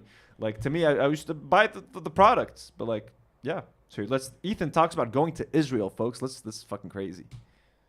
We're planning to go to Israel in June with my parents and all the kids. It's going to be Yes. such a great trip. And I'm actually really excited to go there. I want to show you guys. You haven't been there in so long. It's been a long fucking time. What I want to do is show you guys how I see Israel. Because you don't see that when you listen. Guys, how I see me, a white man from Los Angeles, a privileged Jewish white man from Los Angeles. How is Israel is great for me. When I go there, people welcome me. They let me walk in every street I want. They offer me free food because I'm a white man from Los Angeles. Israel has been great for me. Why would you not love Israel? Why would you not want to see from my perspective? I, a white man. It's just so fucking absurd, Ethan. Hassan, and you hear all these fucking mega lefties talking about it like it's some super racist, like crazy, like Jim Crow style of society. Like, I can't wait to show you guys how beautiful, how multicultural, how like free it feels for people, or just it's a beautiful place. It is. Yeah, it's multicultural because Jewish people from all over the world went there to steal Palestinian land. So you got colonizers from Europe. You got colonizers from like Africa. You got colonizers from South America. You got colonizers from all over the world living in Israel. Of course, it's multicultural, bro. You're not going to find a lot of happy Palestinians or Arabs walking around there. Let me tell you that. It's one of the most diverse places I've ever been. I've always wanted to go on Birthright. never. Oh man, Zach can still come with us. Birthright. Zach, folks. Zach Lewis, white man from the U.S., from Los Angeles, maybe. He needs to come to his land in the Middle East. It's his birthright. It's his birthright to come, right? Just, a few kilometers away from here in Lebanon. Me and Zach we're brothers genetically, apparently, because he belongs here. Birthright. Palestinian Arab people got kicked out of their homes. Palestinian peoples got kicked out of their land so that Zach Lewis, sound lad on the H3 podcast, can go and walk around Tel Aviv, take some photos, eat some falafel. Isn't that fucking crazy? Isn't that fucking absurd? I hate that shit. I hate the way the world works so much. Zach needs to come as one of our kids. You want to? What's up? Slim sent 100 zar. 100 zar? Which is equivalent to what $5. what country is that from? Going to pilgrimage to Israel as a brown person was so dehumanizing. Oh my God, I can imagine. If you're brown or black trying to cross the border, you're getting interrogated. Definitely. Of course, dude. Of course. It's the South African currency. Ethiopian Israelis always get. We're gonna look at some stats of how they get mistreated and shit. I'm Zach Klein. Hi, how you doing? Young Zachariah. But I want to show you guys Tel Aviv. I love it. Base? I would be like, yo, I'm going to Israel in June. Base? Base? That's Frogan soundbite that it they're so using much. now. She loves it. I'm going to show you guys, though. I'm very excited. I'm going to show you Tel Aviv. I'm going to show you Yaffo, which is the sister city of Tel Aviv, which is an Arab city. But obviously, it's not like that. It's not They're kind of like one. Tel Aviv, Yaffo is one. Yeah. It's not segregated. What's fucked is You think? It's not segregated. So can Palestinians walk down every single street that you guys can walk down? Let's watch some. Let's do some debunking here, folks. Okay, let's take a second to look at some things. First of all, this is something that I forgot to show you guys. This is when Israel also releases Palestinian hostages, this is what they end up looking like when they come back. It's kind of crazy. What's that? Sorry, we got some videos. Plague Maiden says, Big Boy Ethan would hate Skinny Ethan. Oh, he would fucking hate him. He would fucking hate him, man. Jolly Ethan was the best. We miss him so much. So look at these Israeli hostages. At least even if they're forcing them to smile, at least they can smile. Look at this guy. Okay, they forced him to kiss the guy, sure, but at least they can still smile. This is how Palestinians come back from Israeli jails. Look at this gentleman right here. That is if they come back. Look at this lady. Her hair went completely white, and she was just held captive for a couple of months. Overnight, her hair turned white, bro, and she was barely in there. So you can imagine what the Israeli soldiers did to her. Look at this guy, big buff dude who worked out, can barely speak. And Ethan is I think, talked about how this happened to some Israeli prisoners, and I wouldn't doubt it, but this routinely happens to the thousands of Palestinian prisoners that are there, and they get sexually harassed, they get raped, they get beaten. Psychological torture, physical torture, all sorts of torture. Look, there's a video of that guy, and it's heartbreaking. The way he's walking, he can't speak. He can't recognize his mom. Look at this guy. My God. This is how Palestinians leave Israeli captivity. Look at this gentleman. Bassem Tamimi is released after 6 months of imprisonment. Again, his hair completely gray in just 6 months. Skin and bones. And and sure, some of the Israeli prisoners came out looking skinny. That's because Hila's best friend, Yoav Galan, wanted to block food and water and entry into Gaza, so they couldn't even get food. So yeah, they were literally starving their own hostages, bro. And again, these are some of the bags of this is how they were, returned. So some pretty heartbreaking stuff. There's, I think, a video of someone that was arrested as a child returning to his mother. Sorry if this is a little bit long and all over the place, folks, but this is important stuff. Because Ethan and Hila are going to Israel. So this man was imprisoned as a child, and now he's a grown man 30 years later with gray hair, reunited with his mom.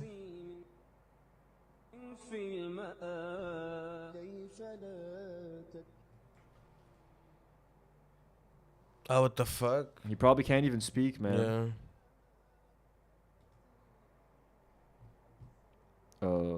This is routine stuff, and there's thousands upon thousands upon thousands. So this is the story. Arrested as a child and returned to his mother with gray hair, Gaza's longest-serving prisoner, Dia El-Agha, embraces his mother after 33 years in captivity. Fuck. Routine stuff in the good old land of Israel. So just wanted to talk about that really quickly. Just a couple of more things. Ethan loves Israel. Okay, so here he talked about Israel again on yesterday's episode. Let's just watch this quick clip. And this is very ironic, so look at this. In which Ethan Klein doesn't deny loving Israel or genocide. Why would I need to? First of all, I do love Israel. But why would I love genocide? Why would I need to deny that I'm against genocide? Like, it's just fucking dumb. Can you show me a single bit of evidence that I'm pro-genocide? I'm still waiting. But yes, I love Israel. There you go. There's the evidence. I'm not pro-genocide. Why would you say I'm pro-genocide? But yes, I love Israel. That's it, Ethan. If you love Israel, if you love a country, if you have it in your heart to say that I love Israel, a country that is knowingly committing genocide, murdering 200,000 innocent civilians, murdered 30,000 kids, tens of thousands of women, then you support genocide. If you support the colonial state, you know what I mean? Then you fucking support. At least, you know, like that's the insane thing. You say it's in the sentence you said, Ethan. You said it yourself. Say it again. He's gonna say it again. Here you go. Look. Does that make me a bad person? What's wrong with loving the place that you live, that your family's from, that your wife grew up in? When you live in a country that genocides other people, that steals people's lands, that is a colonial ethno-state, a genocidal colonial ethno-state fucking project from the West, then you're a piece of shit. You should be able to look at that and be like, yeah, I don't like this country. If my country was out there genociding another country, Ethan, I wouldn't have a problem saying that it's fucking wrong, that I'm ashamed of my country for doing that. But for some fucking reason, you can't sit there and say it. Balakis, you want to fucking go to Israel and fucking film vlogs to show people and do more propaganda to show them how great it is and how great Arabs have it there. Like, what the fuck? What do you mean? Loving Israel? What do you mean? What's wrong with loving Israel? Is that... Everything's wrong with loving Israel, bro. Fuck Israel. Fuck Israel, Ethan Klein. Apparently an evil thing? Seems fucking insane. An insane statement. Ethan, quote, not Zionist Klein, talks about how free the apartheid state of Israel feels. Before he calls me a liar. I wish I was lying. Bro, yeah. I said I'm going to Israel. I can't wait to show you guys how I see it. Have you been to Israel? Like, have any of these people actually been to Israel? Oh my God, bro, he's so fucking annoying, and he's so convinced that he's right. Like, it's Yeah. he's just so insane. His ego is the most annoying thing about him. Like, getting in an argument with this guy could be hell. Here's a nice edit that someone made.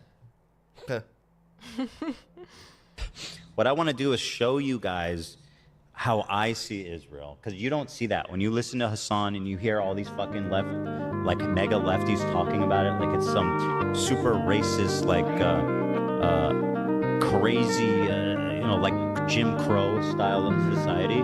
Like, I can't wait to show you guys how beautiful, how multicultural, how like free it feels for people, or just it's a beautiful place. It is. It's one of the most diverse places I've ever been. We're planning to go to Israel in June with my parents and all the kids. It's going to be such a great trip, and I'm actually really excited to go there. I want to show you guys. You haven't been there in so long. It's been a long fucking time. What I want to do is show you guys how I see Israel. How I see Israel. That's also like the statement that really gets me. Like, I just want to show you guys how I see it. It's like a white man being like, "There's no racism here," and whatever. Like in Texas, as a white man, I don't see any racism against blacks. They genuinely don't believe anything we say. This is why he's going, and he thinks it's such a wonderful place because they don't believe anything we've said over the past year. Here's something that I want to try to do, and you guys let me know in the chat and in the comments if you guys like this idea. While Ethan is in Israel making vlogs to show us how great Israel is, I want to go out with the crew and show you guys how great Lebanon is, and do vlogs and try to show you guys around. And there's tons of content about Lebanon and people visiting Lebanon. It's mostly foreigners, so I want to give you guys a taste. I want you to experience Lebanon with your favorite podcast, with your favorite crew. So as Ethan is going to be doing propaganda, pro-Israel propaganda, we're going to be out there doing pro-Lebanon propaganda, goddammit. We're going to visit Dahia, we're going to visit all these areas, we're going to try to show you around Lebanon, different areas, sort of different experiences, and show you why we hate Israel as well, and why Lebanon is justified in hating Israel. So we're going to be doing that to compete with H3. And I'll try to figure out live IRL streaming. That would be fun. If we can stream going out and stuff, that could be super fun. But we don't have the equipment for it yet. But let us know if you guys would be interested. While Ethan is in Israel, we're going to be walking the streets of Lebanon, experiencing that together. I just want to show you guys a few things just to counteract what Ethan was saying about like Palestine and like Arabs being free. So for example, oh, we forgot to talk about this. Okay, we'll talk about that at the end. R.I.P. Michelle Trachtenberg. I know her from, I'll be honest with you, I didn't watch Gossip Girl or Buffy. Eurotrip, folks. Eurotrip was a childhood movie for me. It's like Road Trip. It's like a dirty movie. Like my cousins and I used to go to like a DVD shop to rent it just so we can see some boobs. Michelle played like a twin sister of one of the characters in there. Classic movie, you know, the classic quotes like, I know her from Gossip Girl. Male, motherfucker. I mean, I like Eurotrip way too much. You know, England 5, Germany 1. So many references. It was kind of very sad to see that she passed away. So R.I.P. If you guys have a favorite Michelle Trachtenberg role or something, hit us up in the comments. Here is a video of Arabs facing discrimination in Israel. Just to count, Ethan says it's not a Jim Crow style thing. The Palestinians live in peace and stuff. Let's see how great it is for Arabs. The 45,000 citizens of Israel who call al-Fahim home have become so used to garbage lying on the streets, they just burn it beside their homes. This is a town made up almost entirely of Palestinian Israelis, those who found themselves within the new border when Israel was created in 1948. al-Fahim receives 1/3 of the budgets which similar-sized Israeli towns nearby receive. This is a result of systematic racist discrimination.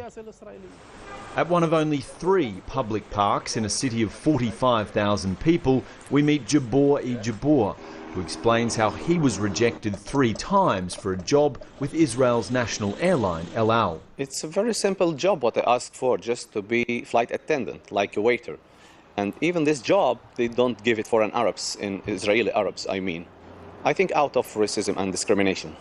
Haidia Hassan says the inequality she experiences even extends to the law. Visiting a graveyard is as close as she can get to her 18-year-old son Ahmed. By the way, we have 538 people watching. God bless you guys. We love you so much. That's awesome. Was one of 13 Palestinian Israelis shot dead by state security forces during demonstrations in al-Fahim at the start of the Second Intifada. The closest she came to justice was the sacking of 2 Israeli border police. Had it been one Jewish person killed the way our children died, the killer would have been jailed within 24 hours. This shows that Arab blood is cheaper than theirs. Of course. Many left-wing Israeli politicians agree there is inequality in this democratic nation, but still little changes. It's the right wing who's in power now, and comments by Foreign Minister Avigdor Lieberman demanding the expulsion of those he terms as disloyal Israeli citizens are causing great concern among Arabs and Jews alike. Avigdor Lieberman is embodying racism in what he says and how he behaves and what his suggestions are. On the one hand, it's really insulting. So this says nearly half of all, so this is from the Jerusalem Post, nearly half of all racism complaints in Israel filed by Arabs and Ethiopians. A recent survey found that 94% of Arab Israelis have experienced racist labeling. This was in March of 2022. Almost half, 48% of the 458 racist incidents reported in 2021 were against Arab or Ethiopian Israelis, according to a report by the Justice Ministry's Government Unit for Coordinating the Struggle Against Racism, published Monday. Complaints of racist incidents included claims of discrimination by service providers and employers and verbal attacks in the public domain. Racism by service providers made up 23% of complaints, 11% were done by employers, 10% in the public domain, 7% each against public service employees and by police, and 4% were done in educational settings as well as other categories. A survey of the Israeli Arab sector carried out leading into Monday's International Day for the Elimination of Racism found that 2/3 of respondents had either experienced discrimination or knew someone who had. More than 3/4, 77% of Israeli Arabs, said that they would not file a complaint with the government if they encountered racism in the future because they don't believe it will truly help the situation. So this is from the Jerusalem Post, an Israeli publication, if you guys want to check that out. This is the Abby Martin interview that we were watching just a little bit ago. They came here to attack Arabs. Welcome to life in Israel's mixed cities. This is a 12-minute video by AJ Plus. Let's just watch 2 minutes of it because it's going to be very long. They came here to attack Arabs. You're watching Jewish Israelis, some armed with baseball bats, headed in the direction of a mosque. Local Jews marked Arab houses in a red spray, so the ones who come from outside will recognize our houses and attack us. ISIS did it, and the Nazis did it. And the Israelis fucking do it, because Israelis have a lot more in common with ISIS and Nazis than Hamas or Palestinians. Better believe that. And now they are doing it for us. This is the city of Lid, or Lod, as it's been known since Israeli forces took control of it in 1948. It's one of just a handful of binational cities where Palestinians and Jewish Israelis live together. Residents here told us that right-wing Jewish settlers are moving into Arab-majority neighborhoods in a deliberate effort to dilute the population. I can't wait for H3 vlogs in Tel Aviv to see just how great and fun living in Israel Even is. if they get footage of this, they're not gonna put it. They're gonna make it such like a whitewash. Of course, dude. They're gonna try to make it seem They like are white. like the greatest place in the world. Let's see. So here's a fact sheet. We have a couple of fact sheets here. Palestinian citizens of Israel. There are 1.9 million Palestinians with Israeli citizenship as of December 2019, comprising 21% of Israel's population. 83% of Palestinian citizens are Muslim. 9% are Christian. 8% are Druze. Let's see about the laws, though. I can't remember if this was the right one. Israel's basic laws also bar political candidates and parties from advocating for a secular democracy in which all citizens are equal. In 2018, the Israeli Knesset passed the Jewish nation state law as one of the country's most quasi-constitutional basic laws, which was widely condemned as racist and entrenching apartheid in Israel. Among other things, it declares the right to exercise national self-determination in the state of Israel is unique to the Jewish people only. The state views the development of Jewish settlement, segregating housing for Jews only, as a national value and will act to encourage and promote its establishment and consolidation. So they want Jewish-only settlements. Again, this is all racist. There's inequality between Arabs and Jewish people in Israel. I mean, you guys can read this. There's a whole bunch. So the episode is already running long. So there's demographic manipulation. There's right to identity. We all have a fundamental right to choose how we are identified. Yet the Israeli government and media choose not to refer to the Palestinian citizens of Israel as Palestinians, but rather labels them as Arab Israelis. This denies recognition of Palestinian identity, preventing legitimization of this national identity and Palestinians' historical claims to their land. So even the way they refer to them as just Israeli Arabs is erasing their history. But then Ethan and Hila will be like, they're trying to erase Israeli culture by claiming hummus is Arab. It's just fucking exhausting. We've been debunking this shit for months. And we're going to continue calling out Ethan for his bullshit. Ethan and Hila. I think we've seen enough. We don't need to watch any more of this. You guys remember this kid who was killed? Yeah. 6-year-old Wadia was stabbed to death in Illinois on October of 2023 because his landlord was consumed by venomous hatred of Palestinians. Sorry? Close your chat. Oh, my choke. Sorry. Boop. So don't look, guys. Bam, bam. Fucking Twitter, man. Gets us in trouble every time. So yeah, that was that, folks. Boom. Why am I looking at that now? Okay, here. Let's cut to split screen. So Haley D gifted 5 more gift memberships. Haley, goddamn it. You have to stop. Thank you so much, Haley. Yeah, please stop supporting us. Oh, Manuel Puente, I hope I'm saying that correct, sent $10 and hearts for me. Aw. Well, we love you. Thank you so much. Well, that's enough. I think we've done a lot of debunking for Ethan and Hila's propaganda. Ethan and Hassan, like Hassan, went back at Ethan on Twitter. It was kind of funny. Let's see, you guys want to look at a couple of tweets? You guys want to do a couple of Twitter drama before we stop? So Ethan had a couple of Instagram stories. He's fucking insane, folks. He's literally fucking insane. Again, thanks for paying the bills, Ethan. He says, Hassan tweeted, for 16 months, there's been a genocide going on in Gaza. Israel has the same ambitions for the West Bank, which has been under apartheid occupation rule since 1967. If your advocacy is slandering and deplatforming pro-Palestinian voices, just admit you love Israel and its genocide. We know. Ethan posts on Instagram. He says, nice try playing the genocide card, scumbag. You can't hide behind your advocacy. Being pro-Palestine doesn't absolve you of shit. If you actually cared about Palestine, you'd stop exploiting it as a shield to protect yourself from criticism. You use your activism like a get-out-of-jail-free card. You can't play that card forever. One of the funniest things, though, was Matt Lieb, friend of the show and the most moral co-host in the world. He says, how do you fully type out the phrase, the genocide card, without pausing to reconsider your whole life? So we love you, Matt Lieb. Hilarious. The live chat is trafficking Nour. Is what? Trafficking Nour. Trafficking Nour. They're donating Nour is mine. The other, no, Nour is mine donates $2. Oh, people are bidding for The Nour. highest bidder. Keep it coming, folks. $2. Keep it coming, folks. Keep the bidding coming. Who's bidding $2? That's horrible. We don't bid on people, folks. What kind of show do you think this is?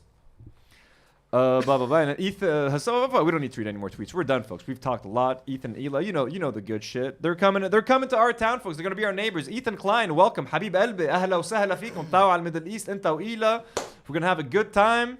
Come to the border. We'll go to the. You guys go to the northern border. We'll go to the south. We can be as close as we can to one another. Maybe we can even shake hands. You do the stream there. Let's do a stream. Each one on one side of the border. We'll put a camera right in the middle. I don't step into Israel. You don't step into Lebanon.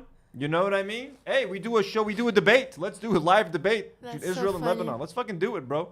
I'm down to do it, Ethan. I'm down to do it. Geographically, I don't think neither of you can. I mean, it's not gonna work, but I mean, you know. Anything. Ethan is working on another content nuke. Blah blah blah. I'm tired. Oh, let's just one more video. Ethan invited his friend. The crew invited Ethan's friend Steiny, who's a Republican and who voted for Donald Trump, to come like distract him from the Hassan stuff. And even he was like, "Are you suing people on Reddit? Like, what the fuck is wrong with you?" So this is just a random guy, though. Like, you respond to random trolls all the time, right? Not so much random. You don't ever feel like a nerd or doing that? I don't know. I kind of do want to roast you right now, but like, it is embarrassing. You can. Like, you just sit on the shitter and you just go through DMs of people saying they don't fuck with you and you respond to them. Bro. That's the thing. You don't understand what. You just spend time on the shitter looking at DMs of people that say they don't fuck with you. That's pretty much what Ethan does. Well, that's it, folks. That was our episode. Let me take a sec. Let me open up our Patreon page because I want to thank some of our lovely, lovely patrons. First, let me thank our brand new patrons. Once again, our lovely abductee patron Rifaz and brand new blonde patrons Eric J. Knudsen, Kim A. and Natalie. And let me thank some other patrons. God-tier patrons like Rifat Fakih, Elian Mujabir, Jack Sleeman, Dominic Selzer, Daniel Nechle, Josh Patterson, and Emma Watson from Harry Potter fame. Emma Watson, thank you so much. We love you. And some amazing superhero patrons like Andrew the Biz, Fahim Joseph Sayer, Brian Hernandez, Claudia, Coco No, and a Rose for You, and Kevin Massad. And some lovely blonde patrons like Markiwan, Enzo S, Lalong, Mario M, It's Dylan, Fergus Grant, Megan Lowndes, Addie, Melissa, and Kara, the gamer girl from Mars. Oh, we got a Maki appearance. We got a Maki appearance, folks. We got little Maki. And let me thank a few of our YouTube members like Gabrielle, Red Alert, LB, Mustafa, and fuck it, abductee patrons as well. Nada Zmitter, Nadouche, Jad Sabir, Taylor Swift, and Lizzie Rosa. I almost called you guys interns. Crew, anything you guys want to say? Anything you guys want to add? Did we forget anything? Any comments that we haven't read? Yes. $10 from Cult Classic. Much love from the US. Guys, glad I was thank able you, to Cult. make a live show. Thank you, Cult Classic. Thank you so much. Oh, Aoki sent $10 Australian, I think. Oh. What's wrong with loving Israel? I can't. Gonna age like milk left outside in summer with piss in it. What's wrong with loving Israel? I hate genocide, but I love Israel. I can't see where the contradiction is. Israel is a legit cult when doing an analysis. It's insane. Love And I can't. to all the crew from Sydney. We love you. We love Sydney. It is Australian. We love Australia. We know there's a huge ass Lebanese population in Australia. Actually, Bad Empanada was telling me about that, like some of the shit that they used to watch in the shows. I forgot the show, like Big Fat Pizza. Fat Pizza was a show that by the way, shout out to Bad Empanada. He's been killing it the last couple of days. Friend of the show, Bad Empanada, driving Ethan Klein crazy. Also, an honorable mention to Haley. She made the entire chat green. Oh, Haley, we love you so much, Haley. Seriously, thank you so much. Also, we got another Hassan mention yesterday. Weirdly, I was watching Hassan talking about someone. He was talking about Bad Empanada. Someone sent him a message. Was like, Bad Empanada said on the Do Not Worry pod that he actually doesn't mind you reacting to his videos. So they're using our interview with Bad Empanada as research, folks. We love Bad. He's the best Empanada. We love him. We love you guys. He's our favorite Empanada. Our favorite Empanada. We're gonna be back next week with a couple of live streams, a regular episode. We're gonna be talking about more Lebanese topics, and we're gonna try to react to the Joseph Chada documentary for all our Arabic-speaking Lebanese audience. We have not forgotten you guys. Anything you guys want to add? Again, R.I.P. Michelle Trachtenberg.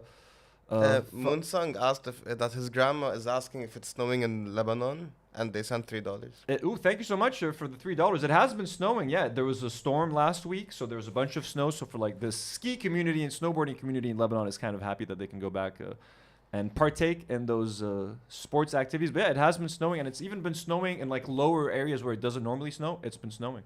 So yeah, it's been kind of cold. Bye, Donna.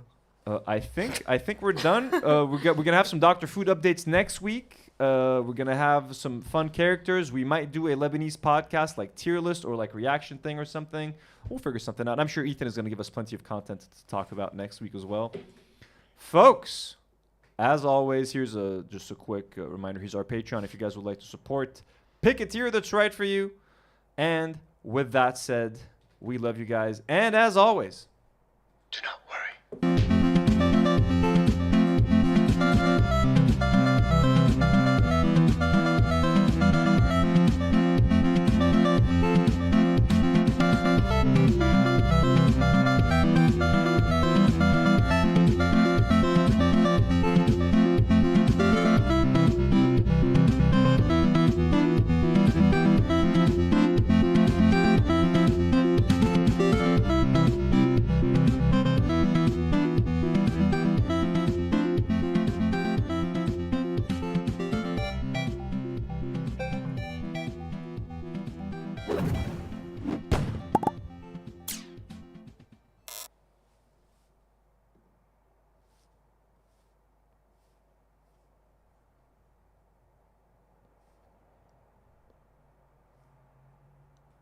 خلصنا.